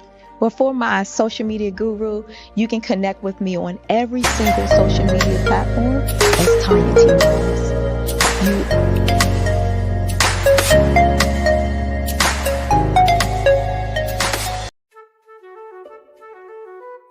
This is Dr. Arnold T. Petsworth. He's the owner of Petsworth Vet World, a veterinary clinic in Hopton, Connecticut. His patients include dog, cat, frog, fish, Goldie, dog, and this alpaca. Due to doctor-patient confidentiality, we can't tell you their names. Business at Vet World was steady, and then quarantine hit. Neighbors brought new four-legged friends into their homes.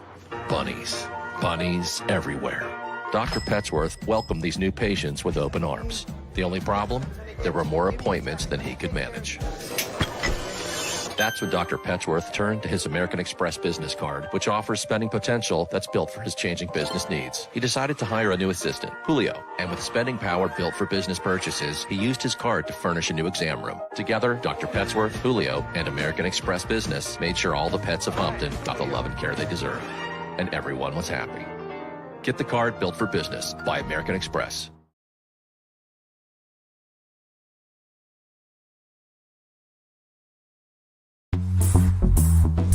Attention all entrepreneurs and companies. Are you looking for reliable and efficient virtual assistants and back office support to help you manage your business tasks? Look no further than Superwoman Business Services. Our team of virtual assistants provides a full range of administrative support services, including operations management, social media marketing, and much more. We also offer website design services to help you create a professional online presence that reflects your unique brand.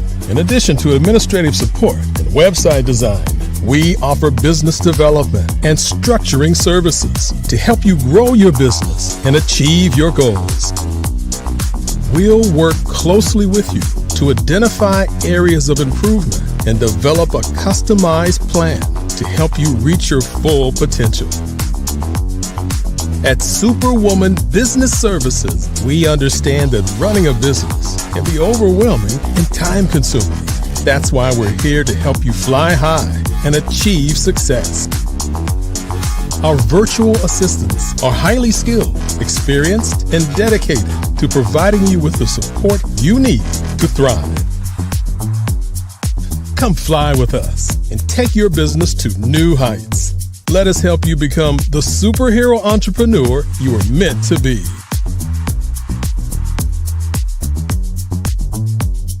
Contact Superwoman Business Services today to learn more about our back office support services.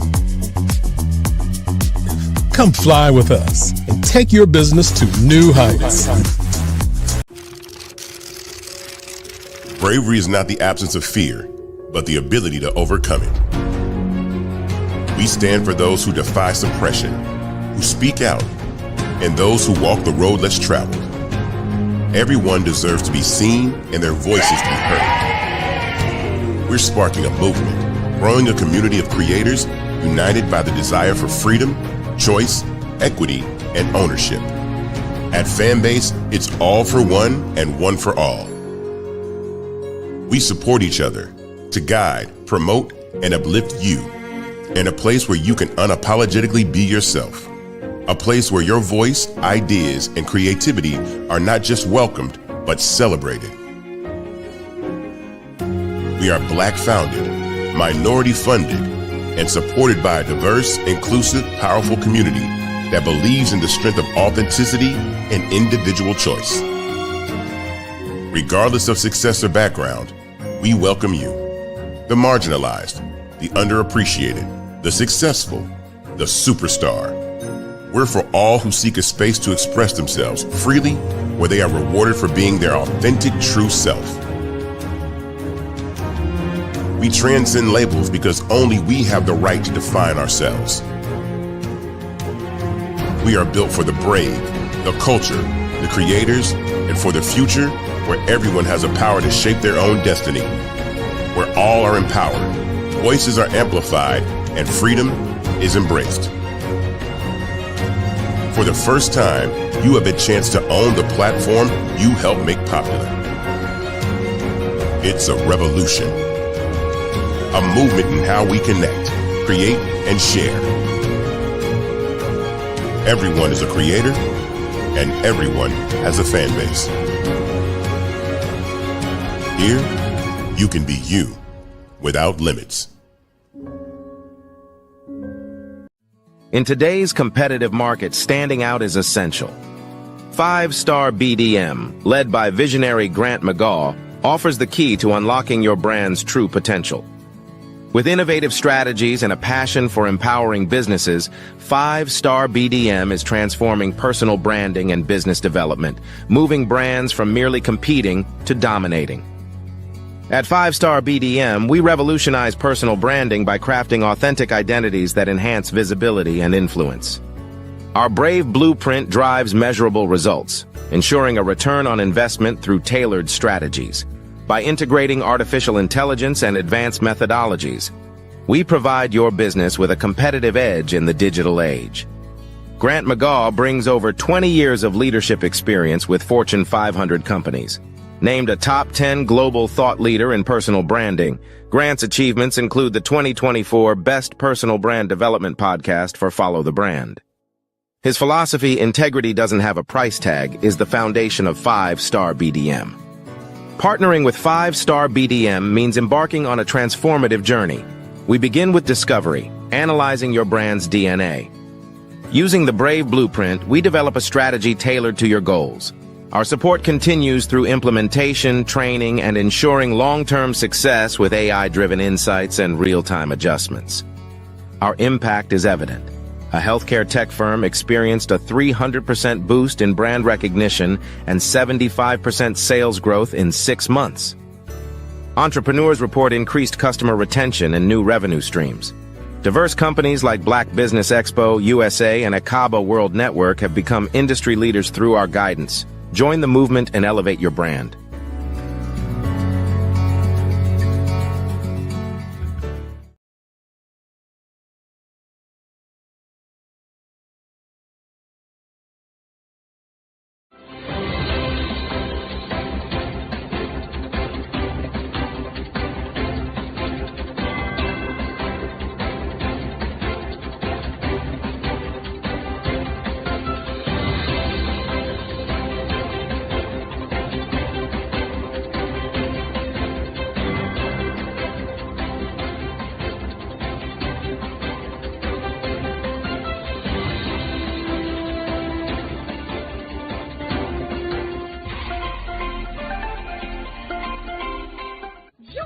Dr. Eric Kelly III and a host of phenomenal speakers from all around the globe for this 7-day virtual event that you don't want to miss.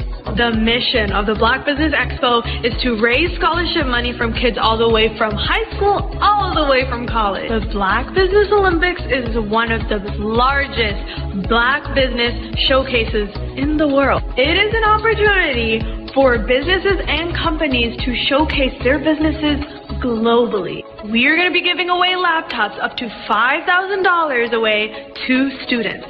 Again, I'm Olivia Appleberry, the founder of 2 Cents Finance and one of the speakers for the expo. I am so excited to see you there. For more info, go to www.blackbusinessexpousa.com or call 919-308-9090 and hope to see you there. I am Black Business. From the moment I wake until the time I sleep. Yes, I am Black business. I am Black business. Tell me, are you Black business? I am Black business. Do you support Black businesses? Listen, I support Black business because I am Black business. Black Business Expo, one of the largest business showcases in the history of Black business in the world. The world! Sign up today at www.blackbusinessexpousa.com or call 919-308-9090. I am Black business. I am Black business.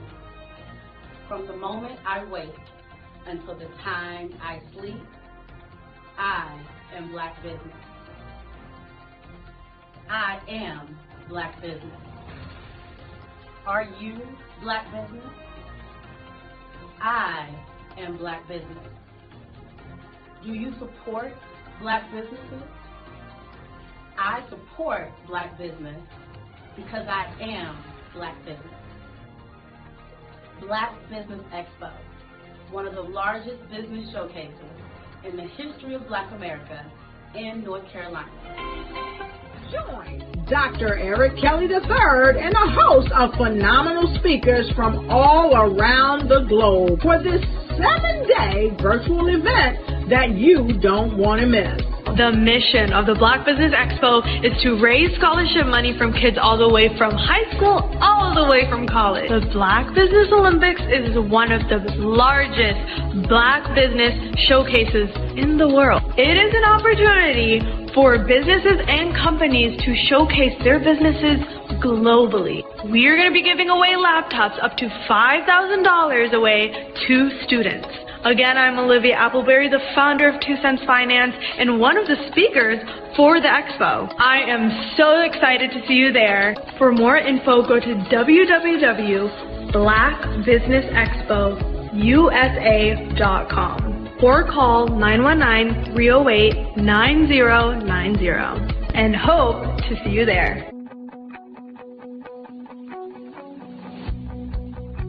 I am Black business. From the moment I wake until the time I sleep. Yes, I am Black business. I am Black business. Tell me, are you Black business? Black Business Expo, one of the largest business showcases in the history of Black business in the world.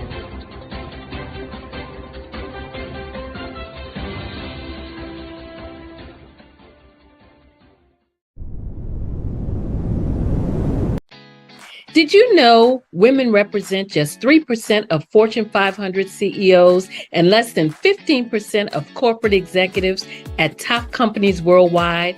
Have you wondered what the secrets are to getting into the top ranks, whether in the private or public sector? Do you want to figure out how to stop being held back in your career or passed over for promotion? Then you're in the right place. Hi, I'm Dr. Madeline Ann Lewis, President and CEO of the Executive Women's Success Institute. I have decades of experience in the military, the federal government, and corporate America, and my mission is to help women succeed and tap into their full potential. I want to reach 1 million+ women around the world to become the leaders they are meant to be. So if you want to move into a management or executive level position, or maybe you are a female veteran transitioning out of the military into business entrepreneurship, then reach out to the Executive Women's Success Institute at 301-693-3284. Let us get you on the fast track to success.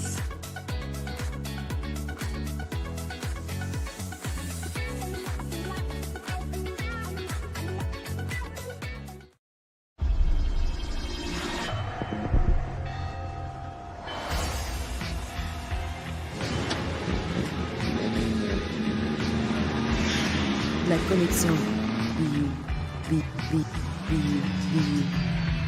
La connexion. Be you. Be you.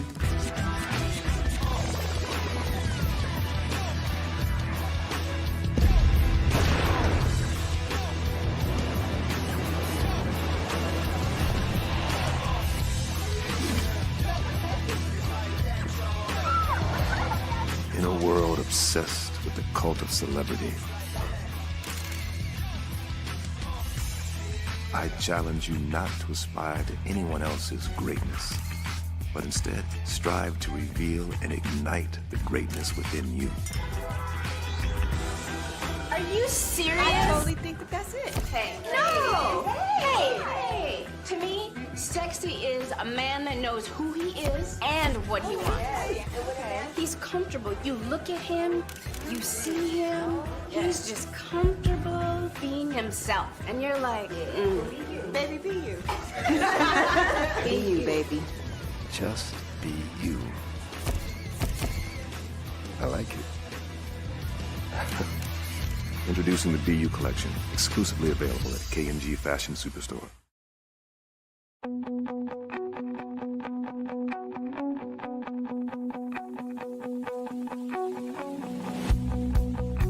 I am Black Business.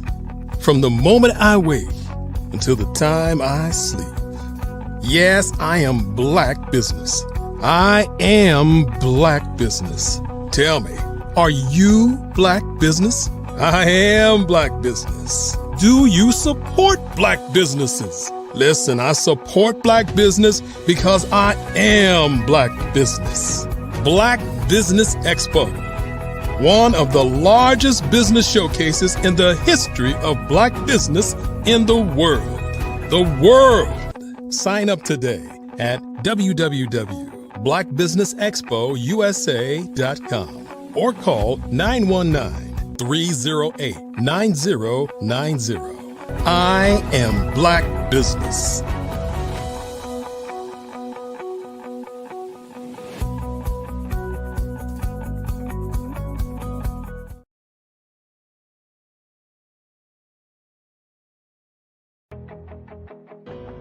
I am Black Business. From the moment I wake until the time I sleep, I am Black Business. I am Black Business. Are you Black Business? I am Black Business. Do you support Black businesses? I support Black business because I am Black Business. Black Business Expo, one of the largest business showcases in the history of Black business in the world.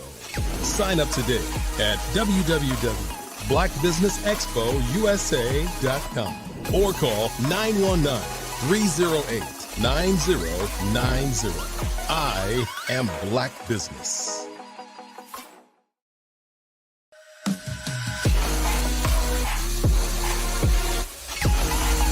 Artist to me is a creative. Welcome to Intentionality with Dominique, the show that helps business owners become valued and in-demand suppliers in the marketplace to scale their businesses.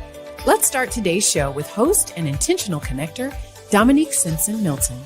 My favorite question to ask, but what would you say is the difference between working in your business versus working on your business? Oh my goodness, it's a mindset for sure. And prior to working with the council and working with you, I don't even know that I placed as much emphasis and importance on it. But now I understand the importance of working on the business, which is that business development, strategic planning, taking that 30,000 foot view, every 6 months and definitely at least once a year to find out what's working well, what's not, pivoting if there's a need to pivot, adding new verticals. Like that's working on the business. Working in the business is the day-to-day operations. Putting out fires in the day-to-day, responding to emails, that type of thing. And working on the business is setting a strategy based on, what's going on in your various industries. What are the trends, and making sure that you are doing the steps to stay in front of those trends. As you grow and as you evolve. I'd say there are a couple of things to that. One is, if you are in the weeds every single day, and quite frankly, when you start a business, there's not a lot of, it's hard not to be, right? Because you're probably small when you start. There are probably not enough resources for the things that you have to do. That's normal. But as you grow and as you evolve, you start to understand that if your view is here, then you cannot gain the perspective to see all of the interrelationships and all of the opportunities and all of the strategic maneuvers that you should be doing in order to grow your business in step functions as opposed to incremental. Well, working in the business is doing everything. You wear all the many hats. Working on the business is finding out what hat you like and then being able to put in processes, systems, people that will help complement your skills. Chasing the dollars, trying to make sure payroll is done. You have enough work to cover payroll and $2 or $3 in your pocket. The next thing you know, year after year, you're in a rat race. You've never been trained to develop your business or to take it to another level. As long as I can focus on where we are going, because no one else is doing that in the company except for me. So if I can see, here's where we're going, and I need all 10 of y'all to come with me, then if we all do that together, then the business grows because everyone is focused on the thing they're supposed to be focused on. Love that. Yeah. I think for a lot of business owners, particularly when you're just getting started, you're wearing multiple hats. I tell people all the time, I was always letter E, all of the above, when we used to fill in those multiple choice tests. And even now, I still do a lot, but what is really great is that right now I'm in Richmond. My team back in Raleigh is handling everything. I don't have to pick up the phone. I don't have to check that email because I know that they can take on whatever is being thrown at them. Take time to slow down in order to speed up. Invest in CVM SDC developmental programs each year to grow your business. Working in equals maintaining. Working on equals growth. Visit cvmsdc.org for more information on our development programs. Email us at info@cvmsdc.org.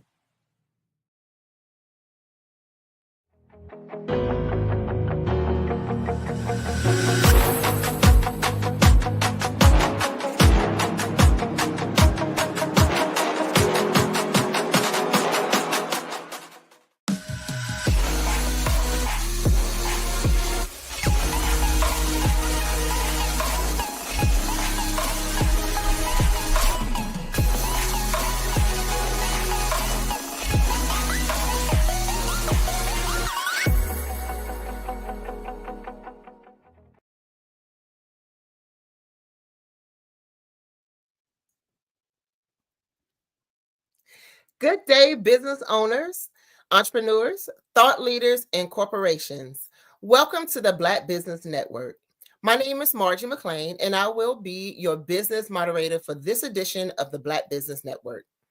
The Black Business Network is a 24-hour business network showcasing Black businesses, business owners, entrepreneurs, and thought leaders worldwide. We have speakers from North Carolina, London, Singapore, Africa, Japan, and cities all over the United States.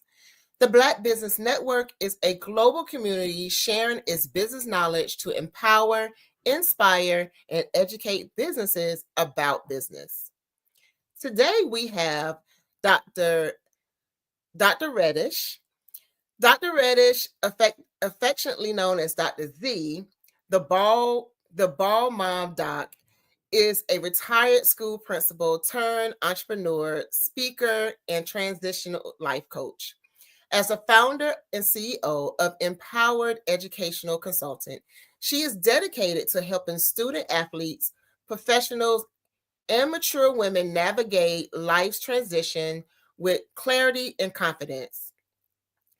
A proud mom to NBA star Cam Reddish and D1 athlete Aaron Reddish, Dr. Z draws on her personal and professional experience to guide others to success in sports, education, and life.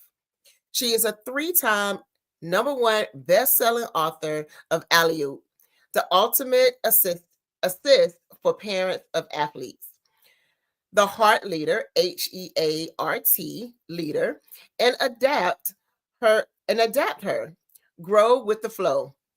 Recognized as a top entrepreneur to watch in 2024 by Forbes, Dr. Z is a sought-after speaker and coach, helping clients adapt, lead, achieve their next chapter goal.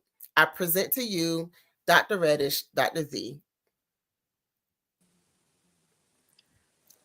Hello. Hello, good afternoon. How are you? I am well. I'm well. How are you? I'm doing wonderful. Genius is coming, and we'll see you on the other side, which we are here. And first of all, I want to say I love those glasses. Red is my color. Thank you. I My love those color glasses. too. Thank you.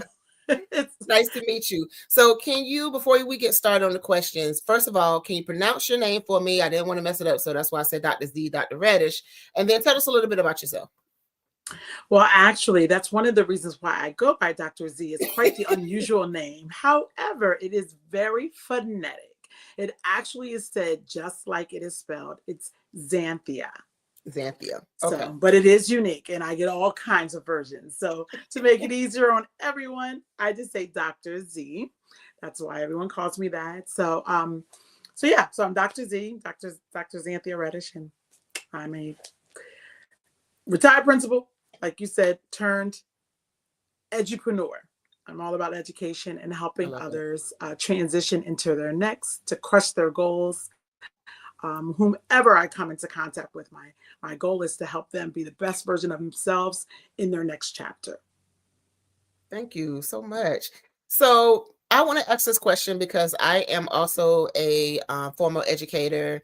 December was it for me. And so a lot of people ask us, after 21 years, why did you leave? So what inspired you to transition from being a school principal to now being an educational consultant and entrepreneur? So, as life would have it, it has shifts, right? So I say shifts happen, right? Mm-hmm. So that's what happens. So I actually formally left education during the pandemic in about 2020. And I had transitioned from Pennsylvania to Atlanta as my son was transitioning in the MBA. Mm-hmm. And so it made sense for our family to move where he was because he was so young at the time. And my plan was to just kind of go between both states at the time while he was in his first year. But then the pandemic happened, things started happening, things like that. And then I got to Atlanta and I loved it and decided, you know what, I could live here. Actually, I want to live here. Mm-hmm. And so I planned on going into the principalship in Atlanta. But when I went to do that, after the pandemic had settled down, my new Atlanta friends were like, girl, why? Do you have to? And I said, well, I don't have to do anything, to God be the glory. I can, do what I'm really passionate about, which is teaching and learning. That part has never changed. Yes. So I just decided to put all of those efforts into my work as an educational consultant. I had started my educational consultancy before I had left Pennsylvania. Okay. Mm-hmm. But it was just, I never pushed it. I just was working it when opportunity became available. Always had been working with parents of athletes anyway, so it worked. And so I've just now been able to continue in that work as well as add on a few other different subgroups that I support. So with that being said, I want to kind of shift back to, I was reading the titles of your book, and you have Heart Leader and Adapt Her. Can you tell us what the acronyms for those books are? Absolutely. So I'll start with the Heart Leader because that one's out already. Adapt Her is actually available for pre-order, and we'll talk about that in a second as well. But the Heart Leader is my book that's actually I use as part of my coaching practice when I'm working with new and novice school principals. Mm-hmm. And so HEART is an acronym for humility, empathy, authenticity, relationships, and trust. Those are the key components that I believe leaders need to really effectively build a culture of care in their buildings. I was a very successful principal, so much so that when I transitioned to Atlanta and said I was going to leave, my district put me over all of the schools as opposed to taking me out of the job altogether because my absence was missed in my buildings. Mm-hmm. And so being over all of the buildings, no one building would miss me at a time if I was out of town working with my son. So I thought that just kind of spoke to what they saw as my value in the district. But one of the things about education is I feel like it's something that goes like everywhere. Like I'm constantly looking to teach because I'm always looking to learn. And I do believe it gives you the competitive advantage in any situation. And so my goal is to help new principals learn how to acclimate to running a building by building relationships. I feel like relationships are everything. So I spend a lot of time talking about that in my Heart Leader book. That book actually accompanies the coaching I do with new and novice school principals. I love that. You mentioned also my newest book, which is Adapt Her, Grow with the Flow. And Adapt Her, Grow with the Flow is a book that is actually, it helps you deal with any transition, because with any transition, any change, you're going to have to adapt, right? Yes, To whatever yes. your new normal is. And ADAPT is an acronym that talks about those 5 steps that you actually have to do, which has to do with how you acknowledge and accept where you are, the decisions you have to make, how you have to activate certain plans, you have to prioritize yourself, and you have to transform your mindset so that you continue going and growing. So I help new administrators go through that process of doing that, and they're able to then leverage the relationships that they've built within their buildings so that they no longer are overwhelmed with the work. Let's face it, Ms. McLean, you left education. We didn't even get into why. Look, I can switch this interview up. We can turn it on you. You know, right? How December was the beginning of the end for you. Yes. We're going to keep the focus, but on I you. can imagine that it had, yes, that part. I can imagine that it had a lot to do with some of the work that is involved with it. What I find with new and novice school principals and those who are struggling in that role is that oftentimes they're doing so because the workload is great. It is a lot of responsibility. And I don't think unless you're actually in it doing the work that people can really appreciate just what you do. I remember people would say to me like, what do you do? What do you do? All those kind of things. But I feel like you have to be able to adapt to any situation. I had to adapt when I moved to Atlanta, right? And people were like, but it was so great. Your son got drafted into the NBA. Like he was like rich. Yeah, he was rich. Right. I am not.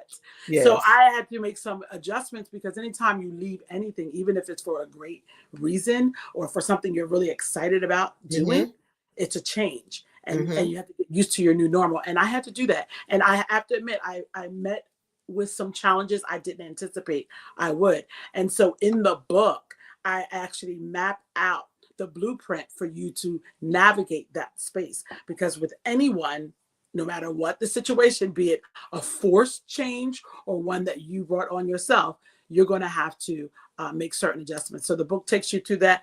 I coach the individuals through that.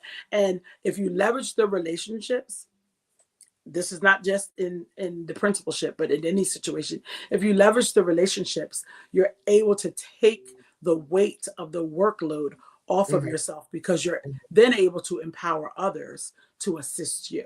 So that's what I was able to do. I think that's very important when we think about business too, not only just looking at it in the education standpoint, we can take that and apply that to business. So when we talk about the nickname, the Ball Mom Doc, where did that come from? Tell us about that nickname.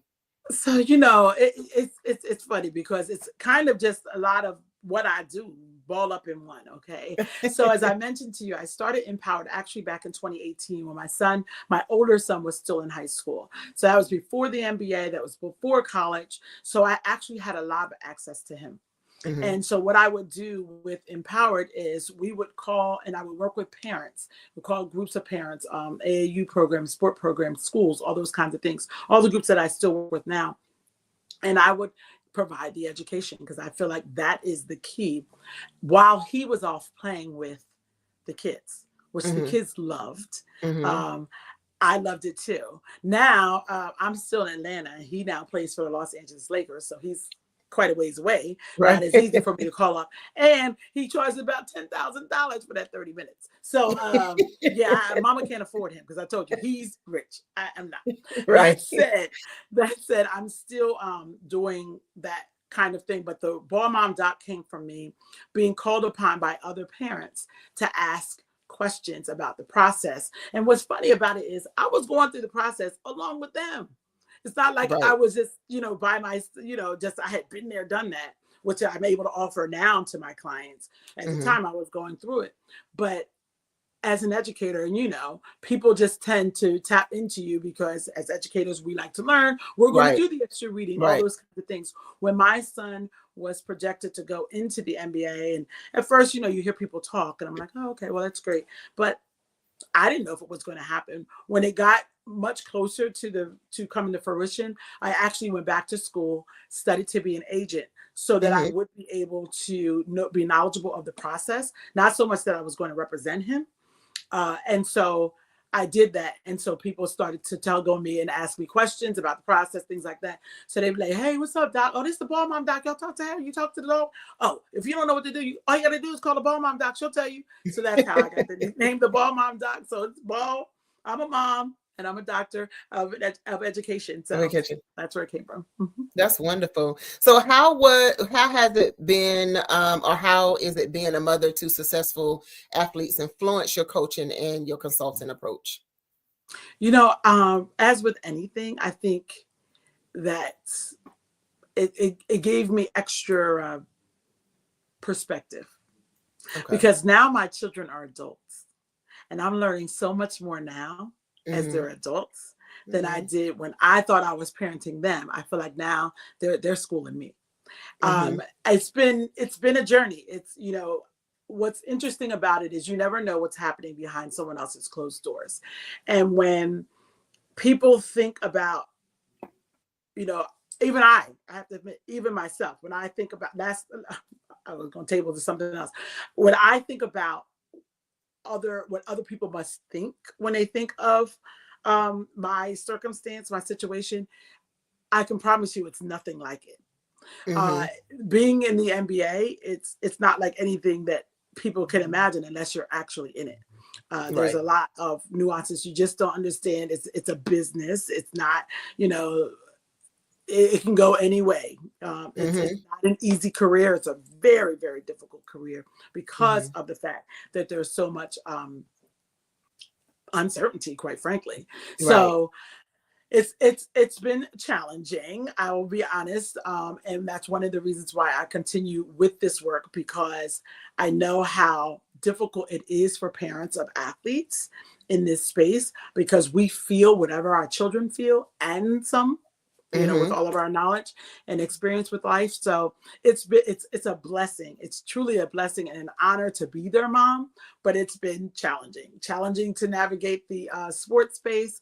And also, I have a younger one who's still in college. Even that's challenging as well, just supporting them to the degree that we need to. And I'm not sure if you have young children or older children or children at all, but I just know how the transition from parenting children to being the parent of adults, that's a shift in of itself. And that's honestly what led me into the work around Adapt Her, was working with moms. A lot of times they were moms of professional athletes who were having to get used to their new normal, which is not very easy to do when all of your life you've poured into these vessels, and then they turn around and they don't need you to pour in them anymore. That's hard. So let me ask this. It's not one of the questions, but I wanted to ask this because it's kind of popped in my mind also. I know we talked about you working with moms. What about significant others, wives? Would you look at expanding it to that, or have you expanded to that? Because that has to be difficult as well. You probably was the college girlfriend, and now your boyfriend now is like the big person, like how do you transition from that to just quiet life to now he's everywhere on the screen? So how would you do that? I tell you, I promise you, it's just not for the weak. And it's interesting. People think they want that life, but that life means your person is gone 50% of the time. That life means that your person is going to miss very important dates, because they don't get to get off, because they want, the average American wants to be able to turn on the TV and see that star player that they expected Yeah. to see. Yeah. There are lots of, they have so much access to everything and the ability to be able to pay for it. That's a challenge. It's a challenge because the industry is dark. Dark. Period. Okay. And so if you don't have a strong foundation in Christ going in, you will be swept away. And even if you do have a strong foundation, it will be tested. Okay. And so all of those things, I think, impact the experience. So for the woman who is attached to that person, prayer. I would honestly say it requires a lot of prayer. When we first came into the league, when my son first transitioned to the league, he had gotten drafted to the Atlanta Hawks in 2019. And one of my favorite parts of being an NBA mom at the time was that he was on that particular team where the leadership saw the value in making sure that the entire family unit was also considered in the transition. Because not a lot of teams really consider the family, but the Atlanta Hawks did. And that's a leadership thing for sure. And one of the things that they did was they had what we call this program called the Lady Hawks. And it was all of the women who were attached to their players. Oh, wow. So it was girlfriends, it was wives, it was moms, grandmoms, sisters, all that. Because that's the thing. When someone is in that type of limelight and that type of situation, it does affect everyone. And so that's the kind of information and things I talk about in my first book that I wrote, which is Alley Oop, The Ultimate Assist for Parents of Athletes. There are things we have to consider. And that book is not just for parents of professional athletes. It's for parents of any athletes, because it's really more about the intentional decisions we have to make as parents to position our children for success. And for my children, they happen to have a gift and talent in sports. For someone else, it might be music, someone else singing, whatever the child's gifts are. You have to water those things and nurture them and allow them to grow. And that takes sacrifice on everyone's behalf. So what is the favorite part about working with student athletes and their families? If I'm honest, my favorite part is that I know for a fact that I'm making a difference. I know I'm making a difference because we are the same person. I am them.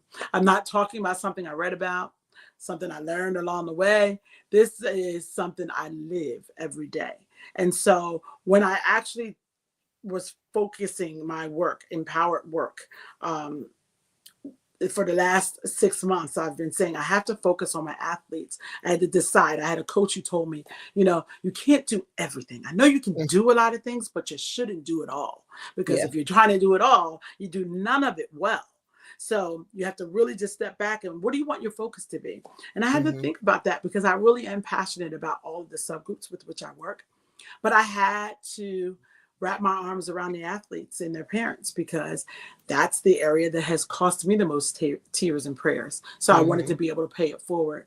So it's rewarding in that I know the stress the parents feel. I know how uncertain it is for the player. So to be able to support them along the journey, I'm able to be basically an answer to problems that I had. And that makes me feel like I'm making a difference. So I love that. So when we go to talking about women who transition, and so you transition, I transition, how do you support women in navigating this transition, like empty nesting or career change? How you support them? Whew. I told you they for the week. See, here's the thing. So I was fortunate. I was born an identical twin. So I've never actually had to do life alone. So I feel like everyone needs someone. Someone who can offer perspective, someone who can offer prayer, someone who can offer support. Even sometimes someone who can offer the truth, even when it's not very easy to hear because it's not something that you love. And so the way that I'm able to support women in transition is by being that person who is able to be to listen. I'm a certified professional life coach, so I am certified to be able to coach them through these processes. And what that ultimately comes down to is just helping them to navigate that space by unpacking what they already know and adding to it additional perspective that helps shape their direction. So I'm able to do that one-on-one coaching is how I do it. I offer it actually over Zoom or in person. I'm in the Atlanta area. I do travel quite a bit, but a lot of times it is via Zoom that we're able to make these adjustments. And the book, in Adapt Her, Grow with the Flow, which, like I said, is available for pre-order. And anyone who pre-orders that book is actually in the book. They're actually mentioned in the book. So that's coming out just in weeks, though. So I don't know when exactly. I know we're live now, but if this always going to be available, anyone can go to adaptherbook.com, whether you're buying it before it comes out or after, you can get it. But in the book, we go through those processes of adapting, ADAPT, and you're tracking your progress. There are actually questions in it that goes along with it. There are journal entries that you have to do. And so I am supporting the women through that process. And it looks different. A lot of times, a lot of my clients are either dealing with relationship issues. And I say issues, meaning transitions, either looking to come into a relationship or they're trying to get out. Look, let me just say this. All my married clients want to be single, and the single married couples want to be, single people want to be married. So it's so funny. I'm like, okay, let's figure this out. And then I have those married individuals who are trying to stay married. So that relationships is one thing. Empty nesting, though, because you mentioned empty nesting. So it adapts to her. You know, my story, I'm talking a lot about my story around empty nesting and how I went through that experience, which hit me in the gut, child. Ooh, I thought, oh, yay, we're going to be living. Yeah. Child, I was over in the corner somewhere, upset. Didn't know what I was going to do myself. Quiet. What? Quiet. What? Listen, I didn't know what to do because I did not expect to feel like, what now? I am so accomplished. I'm always doing, always going. But I had not taken the time to recognize that so much of my life was wrapped up into being a mom. Right. And when that is stripped, and it sounds bad, stripped, like you're snatched it. No, they went away to college. He went into the NBA, but at the same time, I found myself questioning, what do I do now? Right. With all of my accolades, with all of my things to do, what do I do now? I know God was like, girl, what are we talking about? But I had to get through that, and I did do that with a process. A very my relationship with God is key, and it comes up and through everything that I do in my books, etc. So it does also in the coaching, but it's process. So getting through these processes through individual coaching, because it is a different process for everyone, even though we might be trying to get to the same destination. I think that's very important to coach on, because I have a lot of friends who have children who are growing up, and like my father used to say, you was little and then all of a sudden you just grew up, and just like that. And so a lot of plenty of my friends, we discussed that once one going to a divorce, or either their children are growing up leaving, and it's like, okay, what do I do now? Because I was that mom that was going through the sports programs, making sure they go here, making sure they go there. And now I don't have that anymore. So what do I do for myself? And it's almost like they're lost out there. Literally, like, I say, literally lost. I literally had a friend I went and visited in Virginia. And that was one of the things she said. She was just like, I don't know what to do now, because my life was wrapped up into my marriage, or wrapped into my husband, or wrapped into my kids. And now that they are all growing up and leaving, what do I do for me? Yeah. And so we have to figure out ways that we can have women to have that life, but at the same time, they have a little life for themselves. So if things do go away, they don't know, they won't be lost, and because they just keep moving forward in what they was doing for them. So and that requires a lot of times that requires some support, right? It requires that someone goes along that journey with you. So yeah, it's really it's something that I feel like it helps to have someone to go along that process with you, to help you, to encourage you, because you're going to get discouraged along the way. And sometimes, again, that perspective, when that's the thing about being in those places. One of the tricks of the enemy is to get you in a place of isolation where you don't kind of want to be bothered, quite frankly. And even if you want to get up and do something, you don't have the energy to do it. So to have that other person to provide that layer of accountability is important as well, because otherwise you'll find yourself, rotting away and not meeting your goals. So that support is super important. And it happens with everything: relationships, career, the empty nesting thing, everything. So that's what I find myself working with. And even the shifts in athletics, or, because even with your children going through, when they go to college, even when they go up to high school and things like that, with every difference in level, there are new devils that you face. You know what I mean? So having someone who's gone through it is so critical in those places. I'm able to speak to areas that they're in because I've been there, or I am there myself. Well, moving into what we're discussing, what do you think is the key? What do you think is key to cultivating positive relationships during those different times of change? The key thing is to really exercise. In the book, I really break down what it means to be humble, and how that impacts you as a leader, and how that ultimately affects your constituents with whom you work. So the humility is very important, and really being able to see yourself in that person's shoes. I think sometimes when we get in the jobs, there's so much responsibility on us. Hey, we're just doing what we have to do so we can check our stuff off our list. But we have to remember there are people attached to these tasks, right? And people have lives. And guess what? Life's, right? And so you have to be able to consider that. And sometimes when you're caught up in your own stuff, you don't take the time to step back. And that's why that perspective is so important. Most of the time, we're not trying to be jerks. We're not trying to be helicopter parents or micromanaging bosses, but we can't see ourselves. You need someone who's able to point out those blind spots. So we're able to do that. So that humility, empathy is important. But honestly, I mean, the most important thing is your authenticity. I mean, that's the thing that helped me to be the most successful. When I was confident enough to be authentically me, I didn't have to remember what I said to this one, and how I was acting in that space, or any of those kinds of things. And it brought people to me. I thought it was going to push people away if I said things the way I thought it. And I'm going to be professional, but I want you to know the true me, because that way I'm predictable, and you know kind of what you're going to get when you come to me. It's not like, oh, I don't know what she's going to say. I don't know who she is today. Those kinds of things. That develops the trust that's also needed. So you need that humility, empathy, authenticity, and the trust. That's what's going to make the relationships. I love that.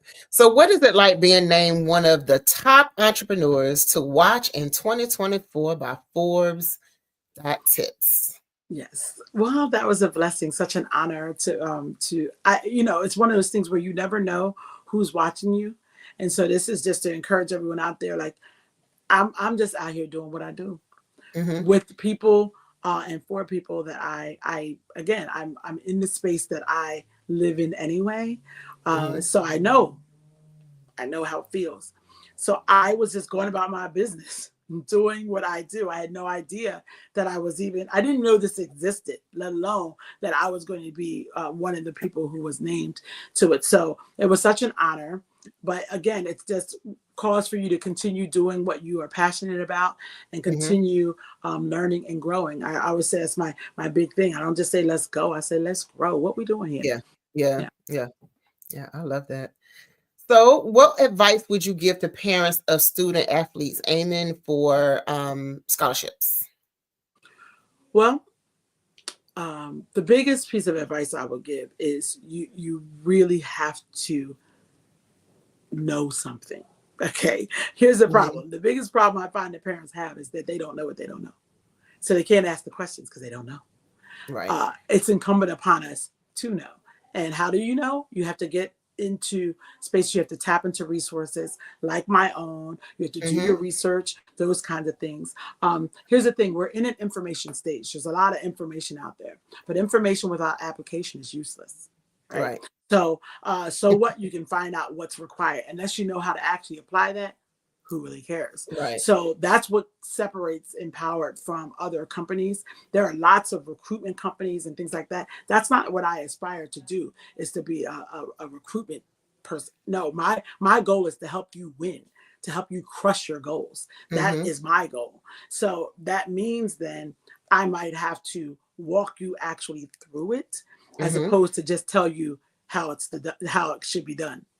There's a difference. And so I find that that's what's most beneficial for me working with parents of athletes. They just don't know what they don't know, and it kills them. The Bible talks about us perishing for our lack of knowledge. Very similarly, I've seen athletes, unfortunately, I mean talented athletes, not go anywhere because they didn't have anyone who put them in the right position to do so, or lots of talent and didn't have the academic standing to be able to move forward with that. So all of those things make a difference, which is why at my company Empowered, we focus not just on you as an athlete, but you as a student athlete. And since I'm a retired school principal, I'm able to navigate that system as well as the sports system. You've got to be able to work both of them, or one of them will cut the nose off of the other. Right, right. You know what, you while you were speaking, it kind of brought up to me, it reminded me of Deion Sanders talking about his son and how to help him navigate to what team to go to, because he's been in and he's seen it. And you know, some had some negative things to say, but I think personally, I think that's the best thing. You know where to go and where not to go. So why not allow your kids to go the best place? You don't want them, if you know the snakes are down the road, you're not going to have them to travel down that road knowing that there's going to be snakes down the road. So you want to make sure he goes navigate to the right spaces. And that's kind of what I hear when you're talking about your coaching, that you actually are helping parents to help their children navigate into the right spaces. What's your thoughts on that? Absolutely, absolutely. And so it's interesting you pull out like a Deion Sanders, or even like myself. You know, experience is the best teacher. And what makes Deion Sanders different than the regular, Joe Schmo down the street who also is coaching his son, is that he's been where his son was going. Right. And so there'll be a lot of people along your journey that have opinions. Folk always have opinions. I mean, you turn on social media, it's ridiculous. One day you're everything, and the next day you're trash. So, but the thing is, being able to get consulting and advice and encouragement from someone who has been where you're going makes a huge difference. That is what I will say, honestly, is probably one of the biggest attributes of the work that we do. I mean, I look at some of the big like recruitment companies out there, and they have these canned programs, and some of my clients will come to me like, oh, I already have such and such. I won't name the main one because everyone will know what it is, but well, I already have such and such. And I'm like, oh, okay. And how's that working for you? Because you called me. You know what I mean? Like, they're like, well, I still don't know what to do. Of course you don't, because you just, again, you had the information, but you didn't know what to do with it. Whereas what we do is we actually, it's a hands-on approach. We become part of your family. We become family together. We go in, and I am going to help you with your courses that you take. I'm going to advocate for you in meetings. If you have an IEP, I'm going to be your advocate. If you have, I mean, whatever it is, we're going to make it do what it needs to do so that you can meet your goals. And then I'm going to be able to connect you to resources in your community to help you to do that as well. So I service clients all around the country, beginning in 5th grade. Our main sport is basketball because that's our jam. Our son plays basketball, but we have worked with other sports as well, because a lot of the information I share during what we call pep talks, parent empowering parent talks, it's encompassing all sports.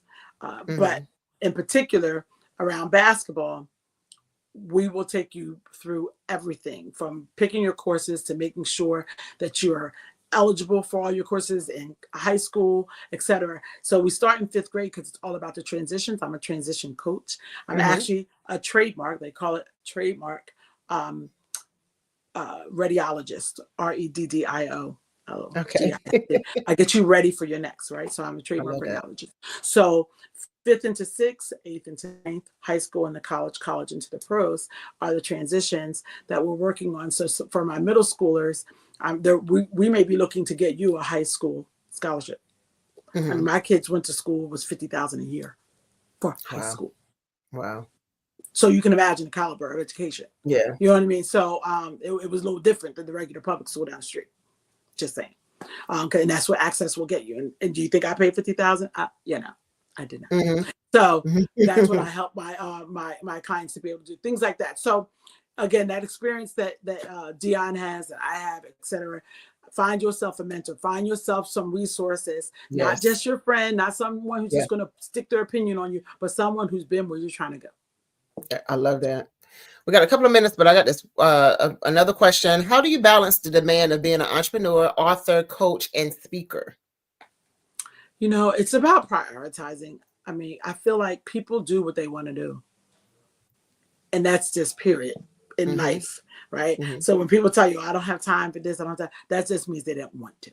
Okay, because if they really wanted to, they would make the time. And so I am intentional about prioritizing myself. Now, what I will say is the work that I do is the work that I love. And you know that saying, you know, if you're doing what you love, you're not really working at all. Right. So y'all, I ain't working. I'm out here living. Okay, I am living. And I'm helping other people live their best lives too, which is even better. But I do get time to just relax and chill. And I'm very fortunate. I have an amazing husband who is a part of the Empowered team.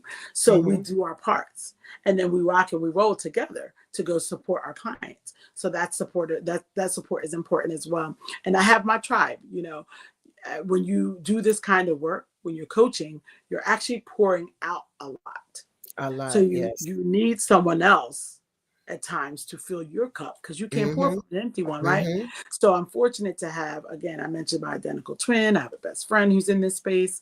So it's important to have those individuals that you can tug on that can fill your cup when you need a moment as well. So just taking the time to do the things I enjoy doing, relaxing sometimes, and spending time with the ones I love.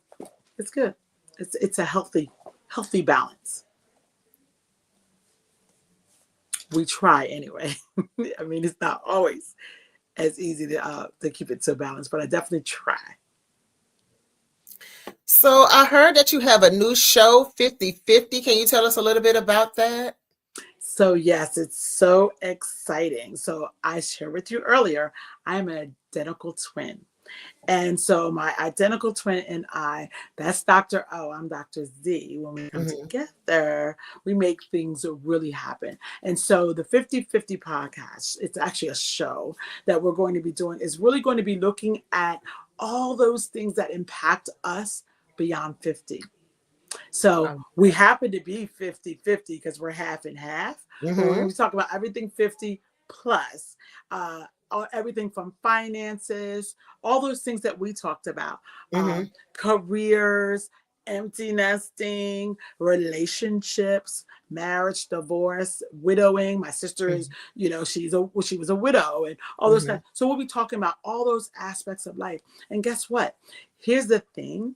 We found like 50 these days. Like I remember when I was like in my 20s and 30s, I was like, oh, 50 was old.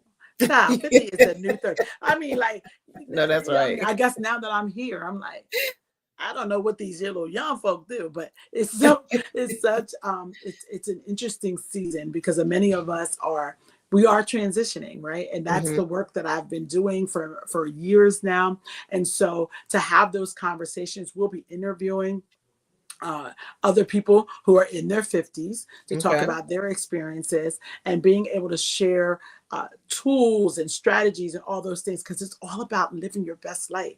Yes. We are living, y'all.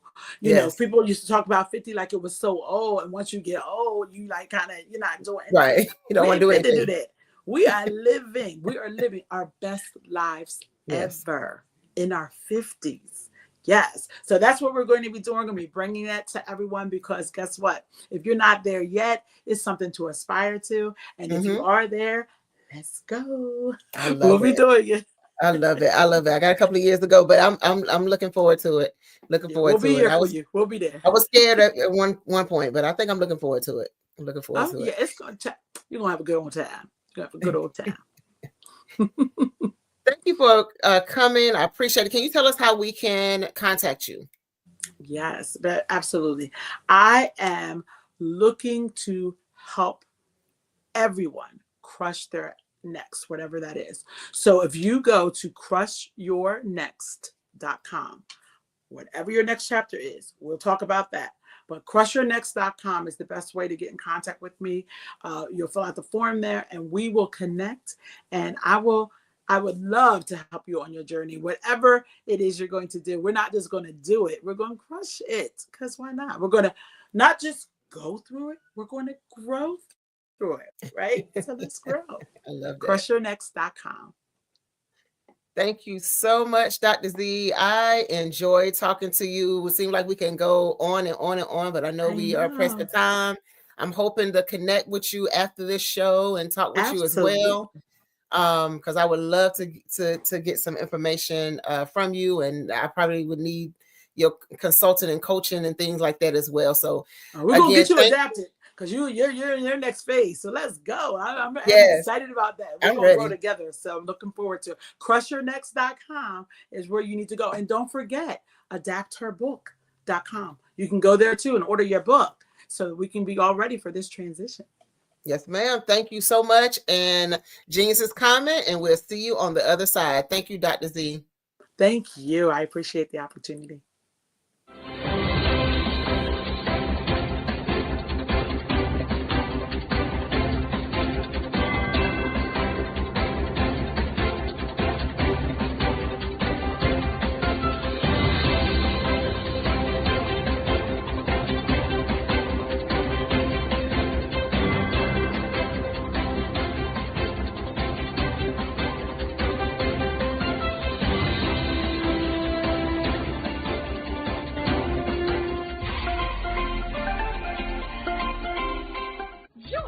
Dr. Eric Kelly III and a host of phenomenal speakers from all around the globe for this 7-day virtual event that you don't want to miss. The mission of the Black Business Expo is to raise scholarship money from kids all the way from high school, all the way from college. The Black Business Olympics is one of the largest Black business showcases in the world. It is an opportunity for businesses and companies to showcase their businesses globally. We are going to be giving away laptops up to $5,000 away to students. Again, I'm Olivia Appleberry, the founder of 2 Cents Finance and one of the speakers for the expo. I am so excited to see you there. For more info, go to www.blackbusinessexpousa.com or call 919-308-9090 and hope to see you there. I am Black Business. From the moment I wake until the time I sleep. Yes, I am Black Business. I am Black Business. Tell me, are you Black Business? I am Black Business. Do you support Black businesses?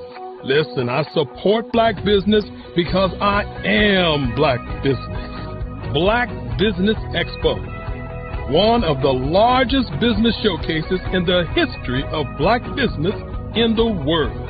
The world!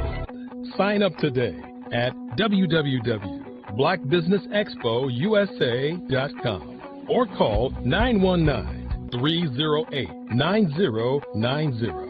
I am Black Business. I am Black Business. From the moment I wake until the time I sleep, I am Black Business. I am Black Business. Are you Black business? I am Black business. Do you support Black businesses? I support Black business because I am Black business. Black Business Expo, one of the largest business showcases in the history of Black America in North Carolina. Join Dr. Eric Kelly III and a host of phenomenal speakers from all around the globe for this 7-day virtual event that you don't want to miss. The mission of the Black Business Expo is to raise scholarship money from kids all the way from high school all the way from college. The Black Business Olympics is one of the largest Black business showcases in the world. It is an opportunity for businesses and companies to showcase their businesses globally. We are going to be giving away laptops up to $5,000 away to students. Again, I'm Olivia Appleberry, the founder of 2 Cents Finance and one of the speakers for the expo. I am so excited to see you there. For more info, go to www.blackbusinessexpousa.com or call 919-308-9090 and hope to see you there.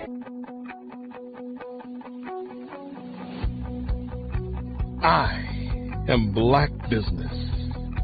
From the moment I wake until the time I sleep. Yes, I am Black business. I am Black business. Tell me, are you Black business?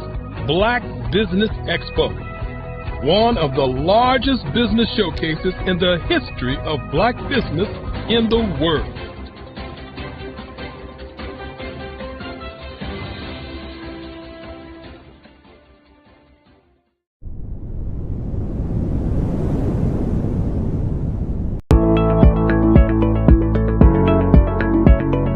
Prepare for what's coming and dominate in economic winter. Stand strong and thrive by showcasing your great products and services globally through the Black Business Network and Black Business Olympics. The Black Business Network has showcased over 2,000 companies with over $7 billion in sales each year. Over 10 million attendees have viewed the rebroadcast each month.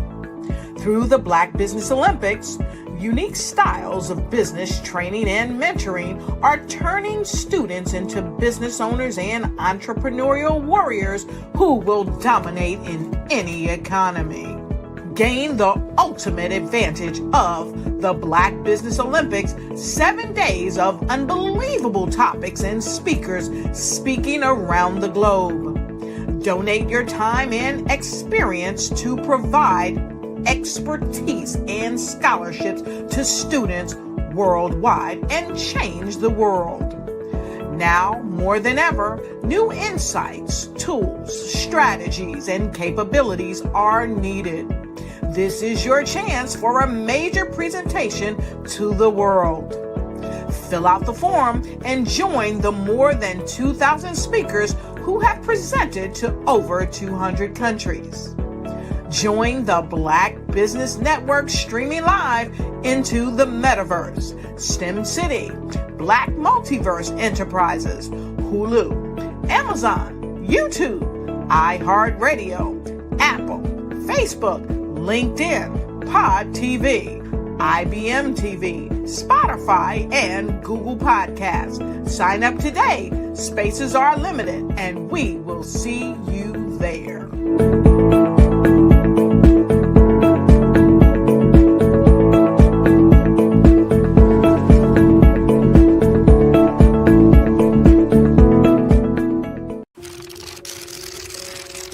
Bravery is not the absence of fear, but the ability to overcome it. We stand for those who defy suppression, who speak out, and those who walk the road less traveled. Everyone deserves to be seen and their voices to be heard.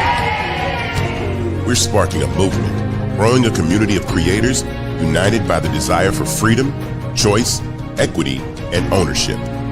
At Fanbase, it's all for one and one for all.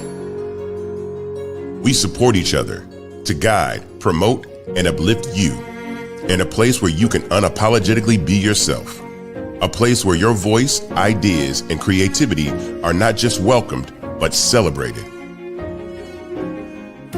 We are Black founded, minority funded, and supported by a diverse, inclusive, powerful community that believes in the strength of authenticity and individual choice. Regardless of success or background, we welcome you. The marginalized, the underappreciated, the successful, the superstar. We're for all who seek a space to express themselves freely, where they are rewarded for being their authentic, true self. We transcend labels because only we have the right to define ourselves. We are built for the brave, the culture, the creators, and for the future where everyone has a power to shape their own destiny, where all are empowered, voices are amplified, and freedom is embraced. For the first time, you have a chance to own the platform you helped make popular. It's a revolution, a movement in how we connect, create, and share. Everyone is a creator, and everyone has a fan base. Here, you can be you without limits.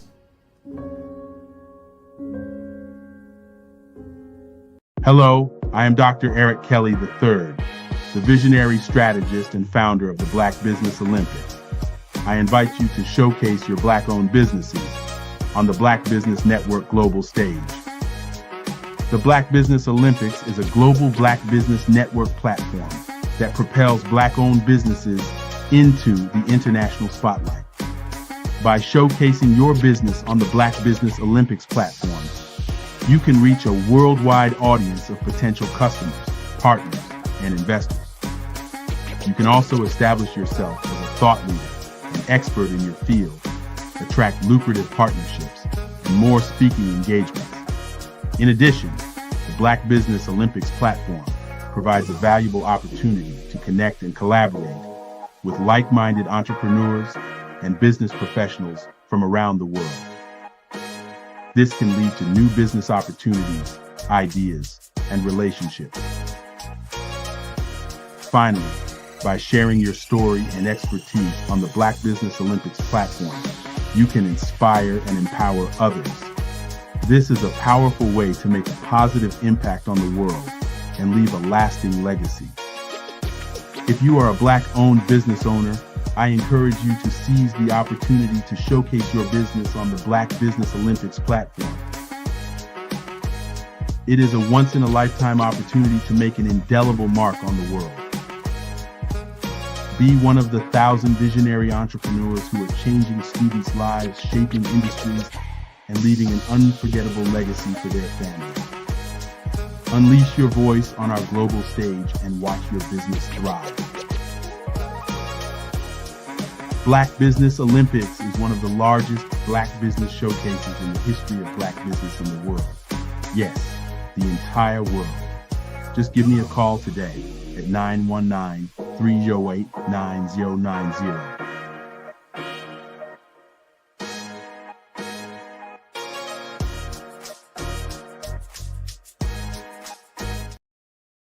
The Black Business Expo's mission is to raise funds for high school seniors going to college or K-12 entrepreneurs. This expo is a fundraiser for students. Please, you may go to www.blackbusinessexpousa.com to donate to the scholarship fund or use the Cash App at $BBXUSA. Our goal is to give laptops and up to $5,000 to 10 students. Artist to me is a creative expression of something from nothing. You know, it explodes onto the canvas, or it explodes on in my work. One of the things that I try to do more than anything is I try to just give the lines and the movements and emotions and expressions into what I do. Art really means to me a chance to express how I feel deep down inside. Most of my art begins as a thought that I might have, you know, whether it's sports, whether it's history, whether it's a woman or a man. It pretty much starts as an idea of thought before I get into the actual image of what I'm going to draw. I do a lot of historical pieces. I was a history minor in college, and I love to do history pieces. And a lot of times I'm thinking about history, and then I try to make that history impact you as you look at it. That's one of the reasons I do pictures so large. People ask me, why do I do pictures so big? And I tell them, I want the piece to impact them as they're looking at it, to kind of dominate them, dominate their space. And most of my pieces I try to do off page. I don't try to do anything that's going to be in those four corners or in a square. And I want your imagination to be a part of the piece that you're looking at.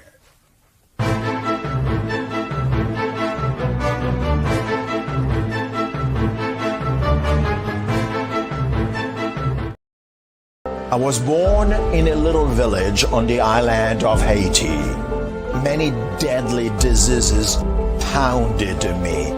It is as if they were on a mission to end my existence on this earth. I refused to give up. In 1983, I left Haiti and came to the United States of America. And I came with $5, 2 shirts. I didn't speak in English. I came to Atlanta. I got a job. I was a doorman. I was a doorman with a dream. What I used to come on stage. I'd rehearse this moment that I'm standing in front of you. That's the power of a dream.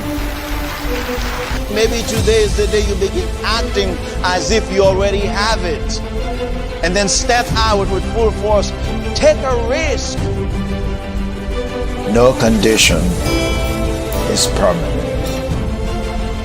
Don't let your situation distract you. You are chosen. You are called. You are born for a purpose in this life.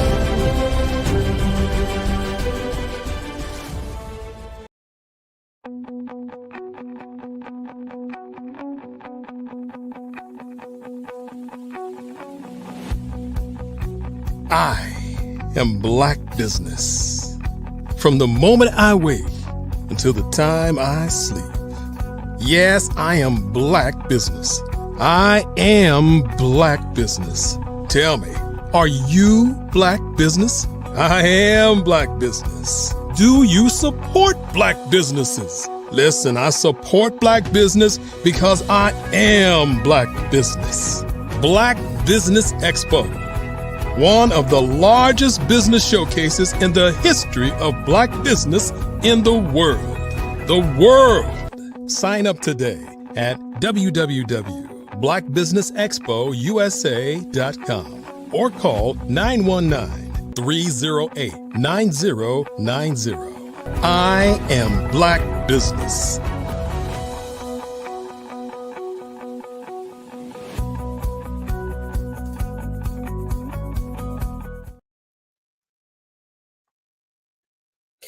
Good day, business owners, entrepreneurs, thought leaders, corporations. Welcome to the Black Business Network. My name is Marge McLean, and I am your business moderator for this edition of the Black Business Network. The Black Business Network is a 24-hour network showcasing Black businesses, business owners, entrepreneurs, and thought leaders worldwide. We have speakers from North Carolina, London, Singapore, Africa, Japan, and cities all over the United States. The Black Business Network is a global community sharing its business knowledge to empower, inspire, and educate businesses about business. Today, we have Caroline Bookman, a dedicated life insurance and health and wellness advocate from Louisiana. As a proud mother and grandmother, she was inspired to help families secure their future after witnessing the financial burden of end-of-life planning. Now she's on a mission to provide peace of mind through financial security and healthier living. I present to you Ms. Caroline Bookman. Good Hello. afternoon. Bookman. Hi, how are you? I'm doing wonderful. Tell us a little bit about yourself. I am Caroline Bookman. I am the owner of a franchise business, Euphoric, and I am a mother of two and a mother of a grandmother of 5 boys and my first granddaughter, which is a month old.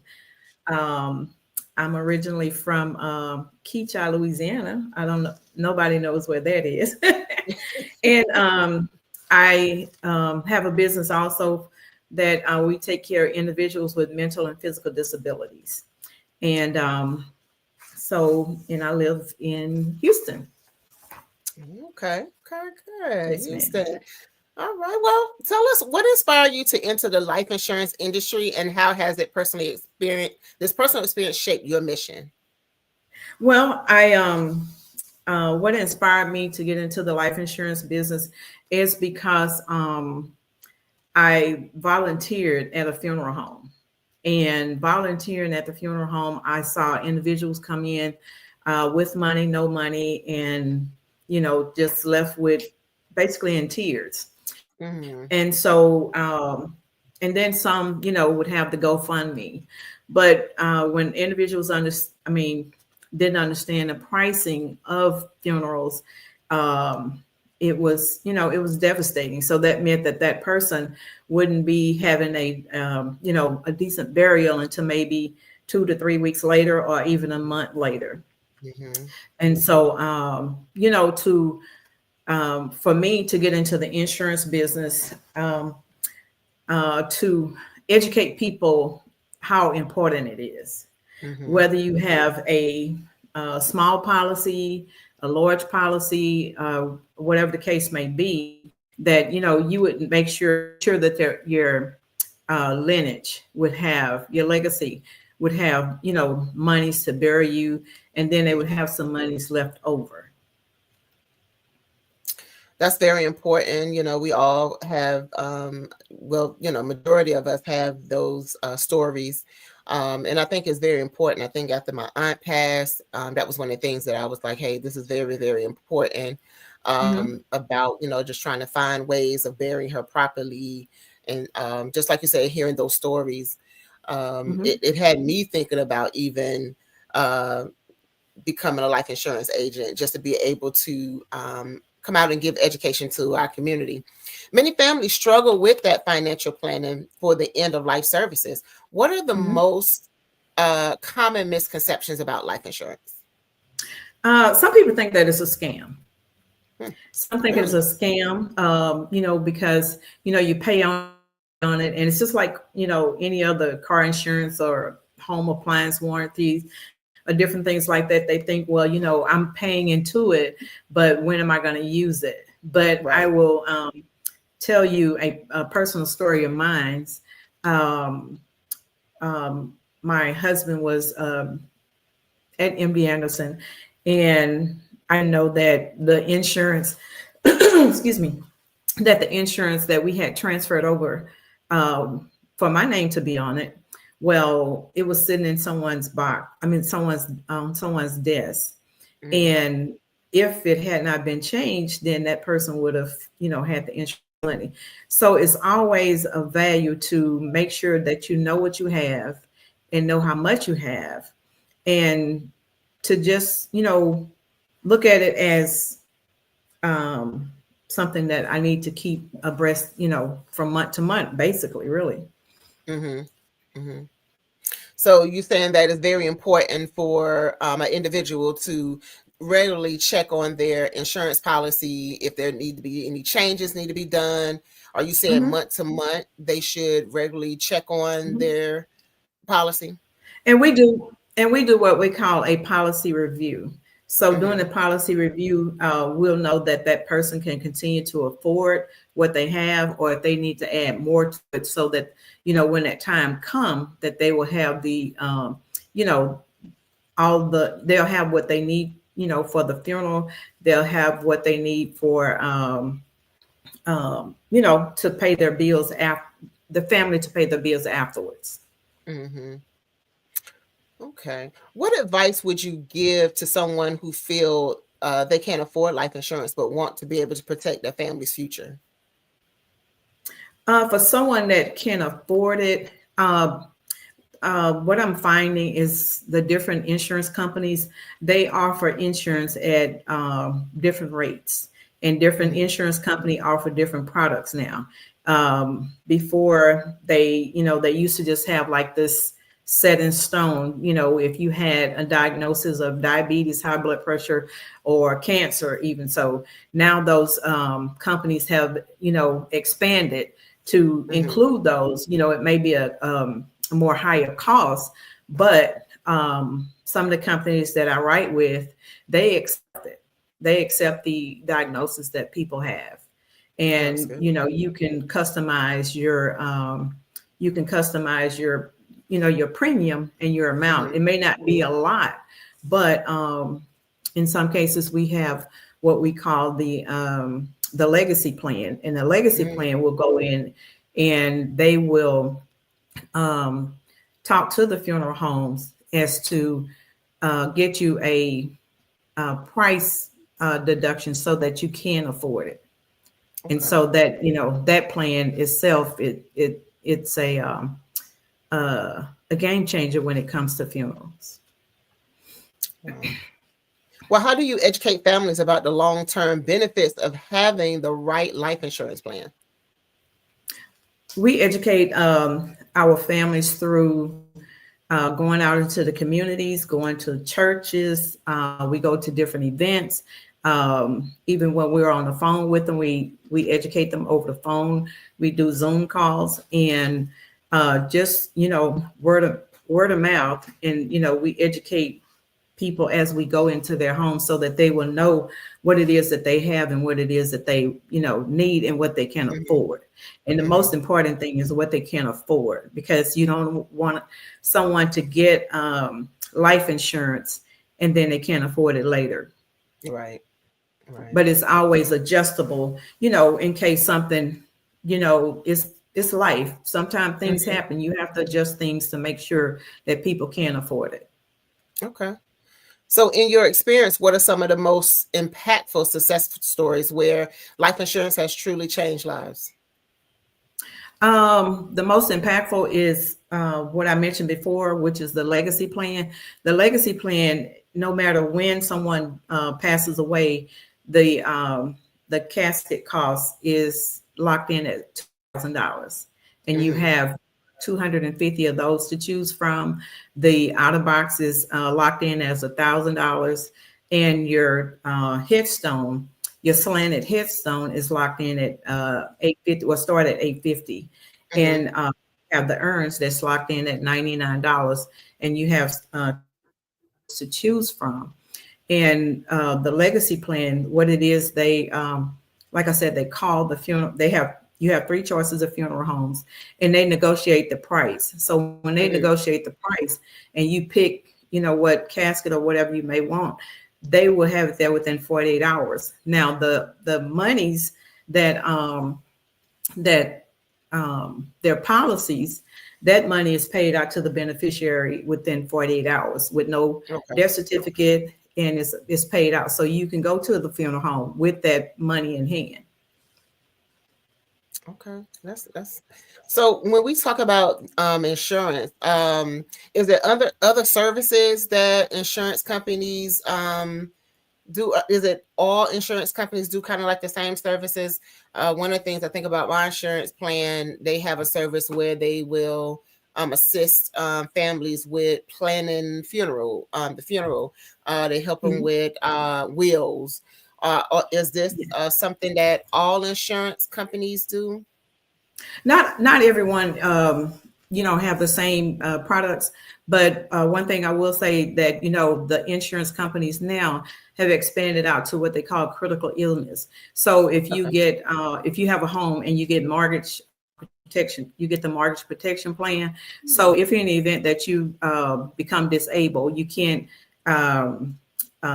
perform 2 of your ADLs, which are your activities of daily living, then you could take a portion of that insurance and pay for someone to help you, and you'll still have monies left over, for your life insurance. And for the most part, they the insurance companies, like I said, they have expanded so much more than they have in the last 5 years or so. Yeah. And then when it comes to the wheels and different things, so different companies offer, different packages. Okay. You're passionate about helping others in their healthy lifestyles. What are some small but powerful changes that people have made today or making today? What people in the health and wellness, people are making changes in their mental. I know mental health is a big big thing, especially not just in the geriatrics and but the children now. Being a former CPS foster home mom, I saw children be put on all different kind of medications and things of the sort, but some judges didn't allow those kids to be put on that. So in the health and wellness, we have a brain IQ, and that brain IQ helps people with their mental and brain fogs and different things like that. And I'll give you my testimony. I'm not making any medical claims, but last month I had COVID, and I was telling my auntie, I said, I feel as though, I'm just, something is wrong. So I was just wanting to lay around and things like that. But the brain IQ that I offer in the health and wellness, it helped me with my memory lapse. It gave me my, my thinking, my energy. And then we have the GOATed, and the GOATed, what it is for your performance and your brain IQ and for your memory. And like I'm looking into the screen now. So, we look in computers all the time. So our eyes need, that extra. And we all need something extra every day. And so that's why I got into the health and wellness as well. I love that. So how do life insurance and health and wellness go hand in hand? Well, life insurance and health and wellness go hand in hand because it's a preventative and a proactive way of educating people. You can live life to the fullest. You can, you can get out and walk. You can get out and do things that you can normally do, with losing just a few pounds. You can lose a few pounds. You can, the GOATed drink is not a, one of those, the normals, but it is a euphoric. And so it doesn't have that up and down crash. And so, and with putting the two together is educating people that you can do better with life, putting the right things into your body, and then getting your, making sure that your family is covered, even through the health and wellness, all the way through to life insurance. So it's a thing of what's important to you. What's important to you, what's important to your family. I think that's very important because, when we think about health and wellness, we do majority of the time think about mental health, but we have to also think about the whole body, the body as a whole. What are we putting in our bodies that is not helping? And, I think about my grandfather growing up on his farm. They cook with a lot of, I don't know if you know it, lard. And it was going way back. So they cook with a lot of lard back in those days. And, we know now that it's unhealthy. But one of the things I do know about my grandfather, he wasn't one to use the more the technology when it comes to farming. He was still doing, a mule. So he was working and moving and things. And so we have to do the same thing. We're not moving as much because I sometimes I think about like, well, why wasn't they passing and having heart attacks and things as large scale as we are now? And it's because we're not moving as much as we used to. So, I'm looking at, well, my organization is doing a health fair February 15th. And one of the things we're going to have in that is movement. We'll have someone doing a little Zumba, chair yoga, line dancing, having fun, line dancing, showing that you can move, have fun, but you still are working out at the same time. And I'll tell you this: my dad just turned 84. My mother, she turned 86. My biological mom just turned 79. And so, my dad, he grows his own garden and shares with everybody. And my grandparents did the same thing, because you had an assignment. You either picked okra on one day or you picked strawberries on one day.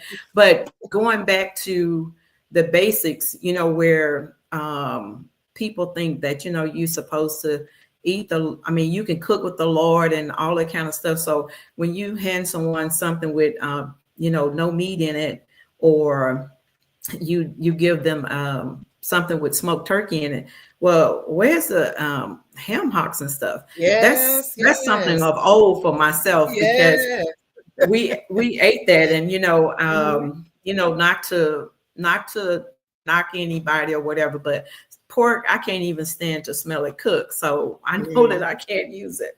But when and especially when I turned 60 last year, chasing after the grandkids and not chasing after them, but taking them to school and different things like that. You have to have your mindset right. You have to have the energy to do things, and the energy to do things is to want to get out and get outside. And the snow drew more people outside than ever here in Houston. Because that's something out of the norm. But everyday life, we're to get up and do something different towards our mind, especially our mindset. And our mindset that's what takes us to that next level, is to get us moving. Right. Yeah. Well, I would say I was trying to figure out how in the world did Houston get more snow than Fayetteville, North Carolina. I just didn't understand. But yeah, you look like I was having a good time down there with the snow. Well, my grandson, he said, well, I want to go to Denver because it's always snowing there. And when it snowed here, they had the most wonderful time. They didn't want to come inside. I know they did. Well, many people put their health on the back burner, something that we was just talking about, due to our busy schedules. What are your top tips for prioritizing wellness in a daily life? The top tips are, to me,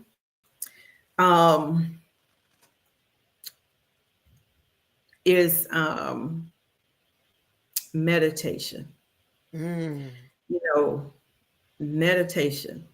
Yes. And meditation every day, it takes precedence over watching the news. And before you do all of that, just get somewhere and be quiet and meditate.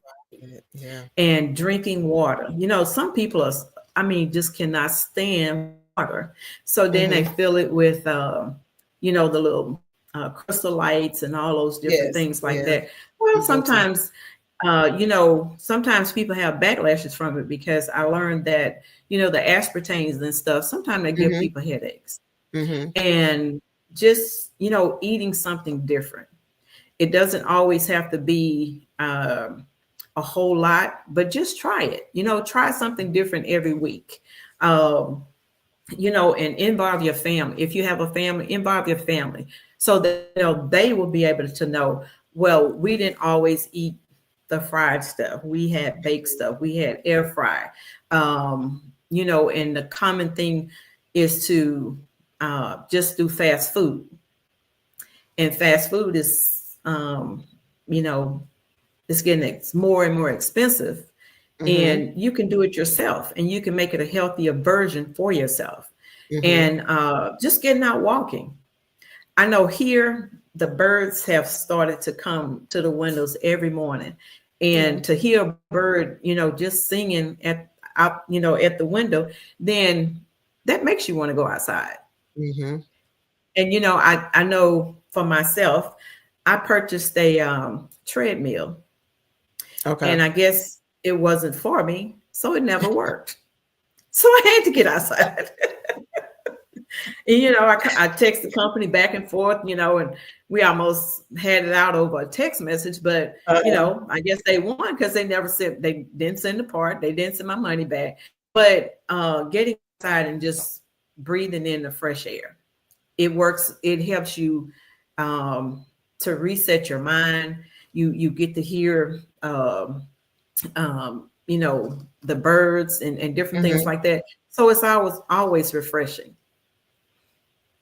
So, one of the things that I started doing when my grandmother passed this month will make 5 years that she passed. One of the things that I started to do was take herbal courses, because one of the things she did was when we were sick, we always go to my grandmother and she would make herbs and things for us to take. And we barely took, I think the most we did was BC back in the day, BC powder. And but majority of the time we'll go to my grandmother and she'll make like a little remedy for us. And so whenever she passed, of course, if you don't get it from them, they take it with them to the grave. So I started to take some herbal courses to become a certified herbalist. I got about 2 more classes to take and then I'll be done. And some of the things in there that I learned about the dandelion, that was just a field of things that we would blow, but didn't realize that was something natural that we could use. The sour weeds we would chew on. I'm a country girl, so we played in the field a lot. So a lot of the things that we used to play with, we didn't realize were those natural remedies that we could use, and wouldn't have to take a lot of medication and things. But what do you think about going the natural or herbal route when it comes to eating and becomes to your health and your wellness? Going the natural route, I'm glad you mentioned the holistic part. Well, I joined the company Pure Herbs, and I don't know if you remember the Black Dwarf and 3-6s and all those things. Well, the company has an array of herb supplements, and they're mostly in liquid forms. And so, like I said, when COVID first came, my dad, he went to the herb store and he bought the what they call the LW, and it cleanses your respiratory. And so he said, well, whatever it takes for you to join that company, I want you to join. So I did, because I want to know, besides a Tylenol, because a Tylenol just half, sends me to sleep. Yeah. So my tolerance to, medication is not good. Matter of fact, the medication that I took for COVID, it messed with my stomach. It messed with me personally. And so, but people, I look at the people that transition from, everyday eating to vegetarian or pescatarians. And so I'm more into going that way now, is to, try to cook some of those recipes and things to see how they taste. And, I'm not trying to transition my family, because I know, that's one of the things that's the hardest. The kids, they want the fast food, but my daughter and my daughter and daughter-in-law, they cook really good at home. But people have to realize what you put in your body, that's what you become. Right. Whether you put it in their eating, what you listen, what you think, and what you speak. Yeah. All of those things contribute to how things happen and come about in your life. If you say you want to get healthy and you go and buy you a whole box of chicken, well, you just deviated the plan. Yeah. You aborted the mission. and So like another- yourself, and Go like ahead. yourself, I actually the person McGowan, she sent me some books. Matter of fact, she just sent me some herb books the other day. So the next class that she starts, then I'll be in that class. Oh, that's because wonderful. I want to know. I want to know the healthier way of doing things.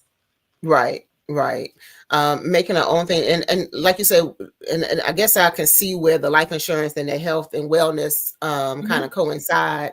Still need that, even though we're trying to live longer, I guess you could say, and treat ourselves well, walk life, talk life, think life, eat life. We have to be able to live, especially if we're trying to, like you said, you have grandkids. You're not now just living for yourself, you're living for your grandchildren because you want to be there to watch them grow early. One of the things that happened with me, I would say, for an example, on my biological father's side, my grandmother passed of a heart attack when I was in 7th grade. Her heart just stopped, and she and then later on, my cousin, who is a year younger than me, he passed of a heart attack in his 30s. And then maybe a couple of years later, his mom, my auntie, passed of a heart attack. And I knew then it was time for me to do something because obviously that runs in the family, right? And I was overweight. I know people wouldn't even believe I was like 300 pounds. So, and I had to do something.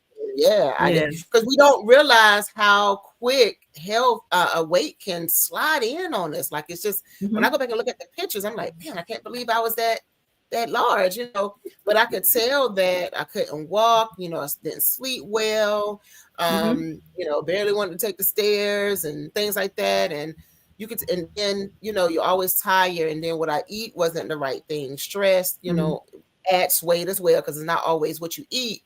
It's about stress. Sometimes you can get stressed as well. Oh, yes. And so I had to do something so I would be able to live longer and do the things that I wanted to do. So, one of the things I did was I changed my diet. I don't eat as much sugar. I kind of started back, but I don't eat as much sugar. And I had to do some other things to make sure I get this weight off. And now it's just maintaining the weight. So I'll be able to live longer. Yeah. Yeah. And, me, when growing up as a chubby kid, the little lady used to make me those A-line dresses, where it just fit. Yeah. Where it would fit. But, it's, I see some of the children, they're just, just really overweight. And it's a lot of, the sodium packed things that they're eating, the fast food and things like that. But to change that, you have to really educate and stay with the parents. Because that some of the things that you see in adults, young adults, and children, it's generational. And this is what we've always done. Sunday dinners, we had food from just the big spread, and the big spread, it had all of the soul foods and things on there. But when you go and try to change, well, what's that? That looks funny, but it's better for you. And so, like I said, the transition to educate and transition people out doing things. And just last year, young people dying in their sleep and don't even know what happened. And I tell people, about insurance, when I'm talking to them about life insurance, people are dying at all ages. What used to be diabetes for older people, no, it's in children now. Yes. My daughter is a RN in a NICU unit, and they have babies sometimes that they have to care for, and they call them the $1 million babies because of the care that the mother didn't get. And so those babies go on pumps and all kind of IVs and things like that. So, the health and wellness, it needs to be broadened because the fact that that's the start of a person's life.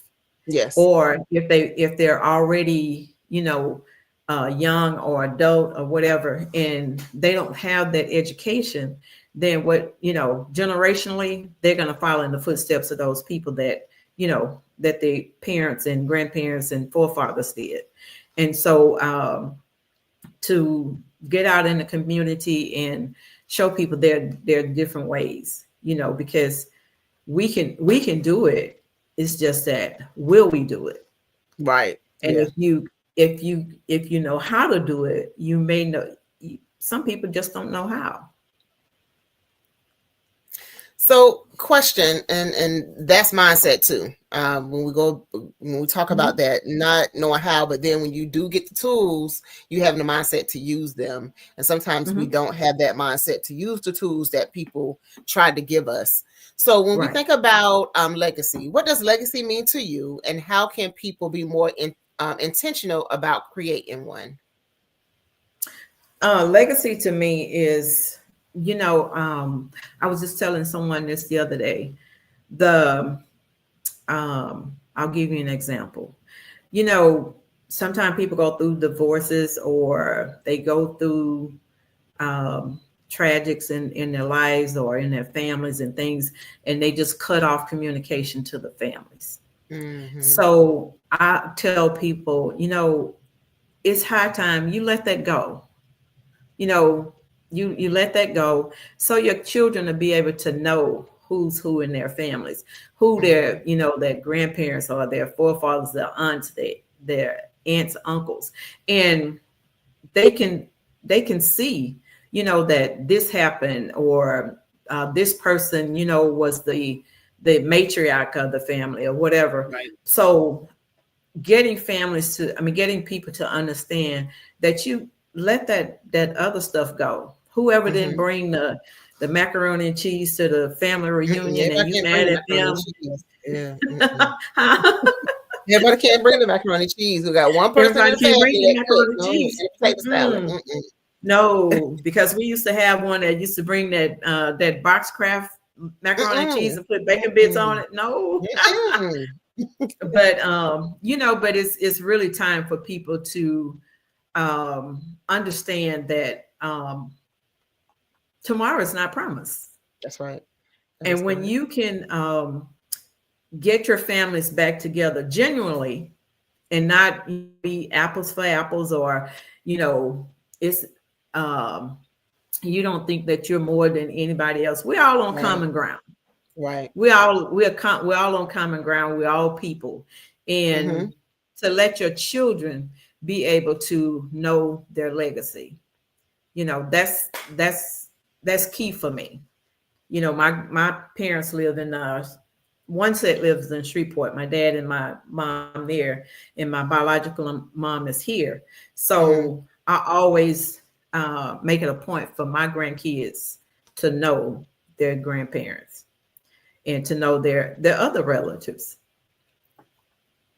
I think that's very important. And we need to keep our stories going as well. I remember growing up, my grandma had, I don't know if you remember, the big Bible that every time someone was born, they write it down on like a family tree in the huge Bible that we used to have. Yeah. I don't know what happened to it, but we used to write it down. I remember that because every year I go back and we would go and look through it every year that we have like a family reunion, and you'd be able to see your family tree. And so now we have accessories. So I started that myself. But just to know what the legacy is, what our grandparents, our forefathers and foremothers have done before, that's important. Looking back through that legacy, finding out that my great grandfather was a part of one of the wars, the World War. Did not know that, and and that made me proud to know that. As a African American male, of being a part of that. So while I watched that on movies about it, I can say my great grandfather was a part of that. So I think that's important for them to know, and to know what we come from and how we can keep that legacy going. How has being a mother and grandmother influenced your approach to financial security and wellness? Ooh, let me tell you, being a mother, grandmother, and to make sure that my legacy doesn't have to work as hard as I did or have. Back when I was a kid, money wasn't taught to us. Yeah. You know, we know how to farm, raise chickens and things like that, but we wasn't taught finances. And, you know, you would see, now my grandpa would charge us 50 cents to go to the store. That's about as good as he got. But nobody taught us that. And so for my grandkids, kids and grandkids, you know, anything that I find that's financial, I give it to them, whether they want to hear it or not. This is for you. This is for your children and your children's children. Yeah. And you need to make sure that your children understand it. Because I can tell you there's some kids learn earlier than other kids. Right. And they're put in that place to learn at early ages, so that by the time that they're 10, they already know what money is about. Right. They know how much money they have. They know how much money they have coming in a month. I mean, coming in, because they have been taught how to invest. They've been taught how to save, how to do money, how to make money work for them and not them work for money. So as a grandmother and mother, when I learn different things about finances, I make sure that they understand. I definitely agree. You know, I think about what you just said. My parents taught me what we call it, the hustle. Taught me, I don't know if you remember when people used to go and yard sale a lot, and my mom had me with her. And then I had my baby dolls, and she taught me how to sell my own baby dolls. So I kind of learned early. My father, he had a tire business, so he would take me with him. I was a daddy's girl, and he would take me with him. And instead of him going in the bank, he'll send me in the bank to know how to write out the slips and know what to say and how to. And when he write a check, he'll let me write the check and teach me how to do that. So he was teaching me that, even though it was fun to me to be able to do it and feel like I was a grown person, but he actually was teaching me those things. And so it was very, important for us to be able to do that to our kids. Me even teaching math, and we get into the percentage. I would teach young ladies in high school about, hey, you have a child right now. How about let's put some money aside and let's kind of calculate, if you get so much percentage on this money, by the time this child turns 18, how much will they have in their bank account if you don't touch it? And then, doing that with the children in high school, they was just like, Mr. Plain, no one has ever taught us this. Like, I would have never thought about this. Like, this is what you do. You put in money up for your child. So that way, if they want to go to college, or if they want to go to, if they don't want to go to college, they have something set aside, because a lot of times our kids are, when they come out of college, they come out in debt. So with student loans. So I think that's very important for us to be able to teach our children that. So we got a couple of minutes. One last piece. What's one piece of advice you give to someone who wants to take control of their financial and physical well-being? And what's a piece of advice if someone wants to become an insurance agent? The advice for someone wanting to become an insurance agent, you have to know that you have to treat it as a business, not a hobby. What I mean by that is treating it as a business. You have people information, and you have to secure that information as a business. And you always want to educate yourself to educate others. And make sure that people understand. And for the other question you was asking me, Yes. How do you help someone to take charge of their financial well-being and physical well-being? Their financial well-being is know where your money is going. Track your money, know where your money is going. Don't spend it all just because it's coming in doesn't mean you have to spend it on everything, because in business, you always have to account that you have business expenses, you have overheads of some type. And, you don't want to just spend. And then, right. I mean, you can make it, but spend. Get educated about it, because in the insurance, you're a 1099 and you're going to spend all your money at the end of the year. You're supposed to be even paid your taxes in. And guess what? You have to pay $15,000 worth of taxes, and you don't have that money. Uncle Sam wants his money.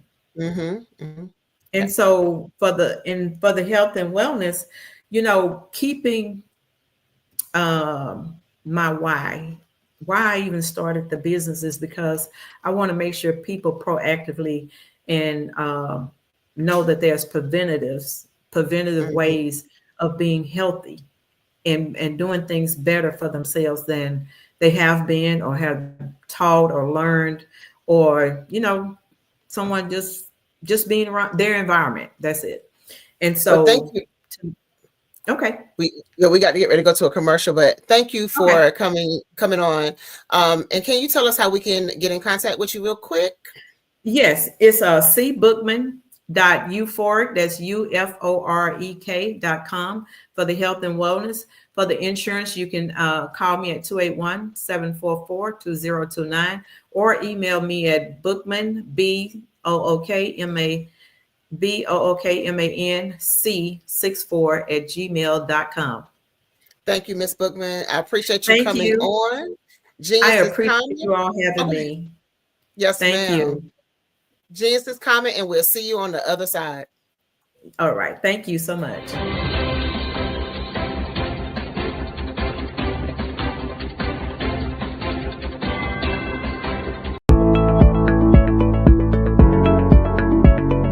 Prepare for what's coming and dominate in economic winter.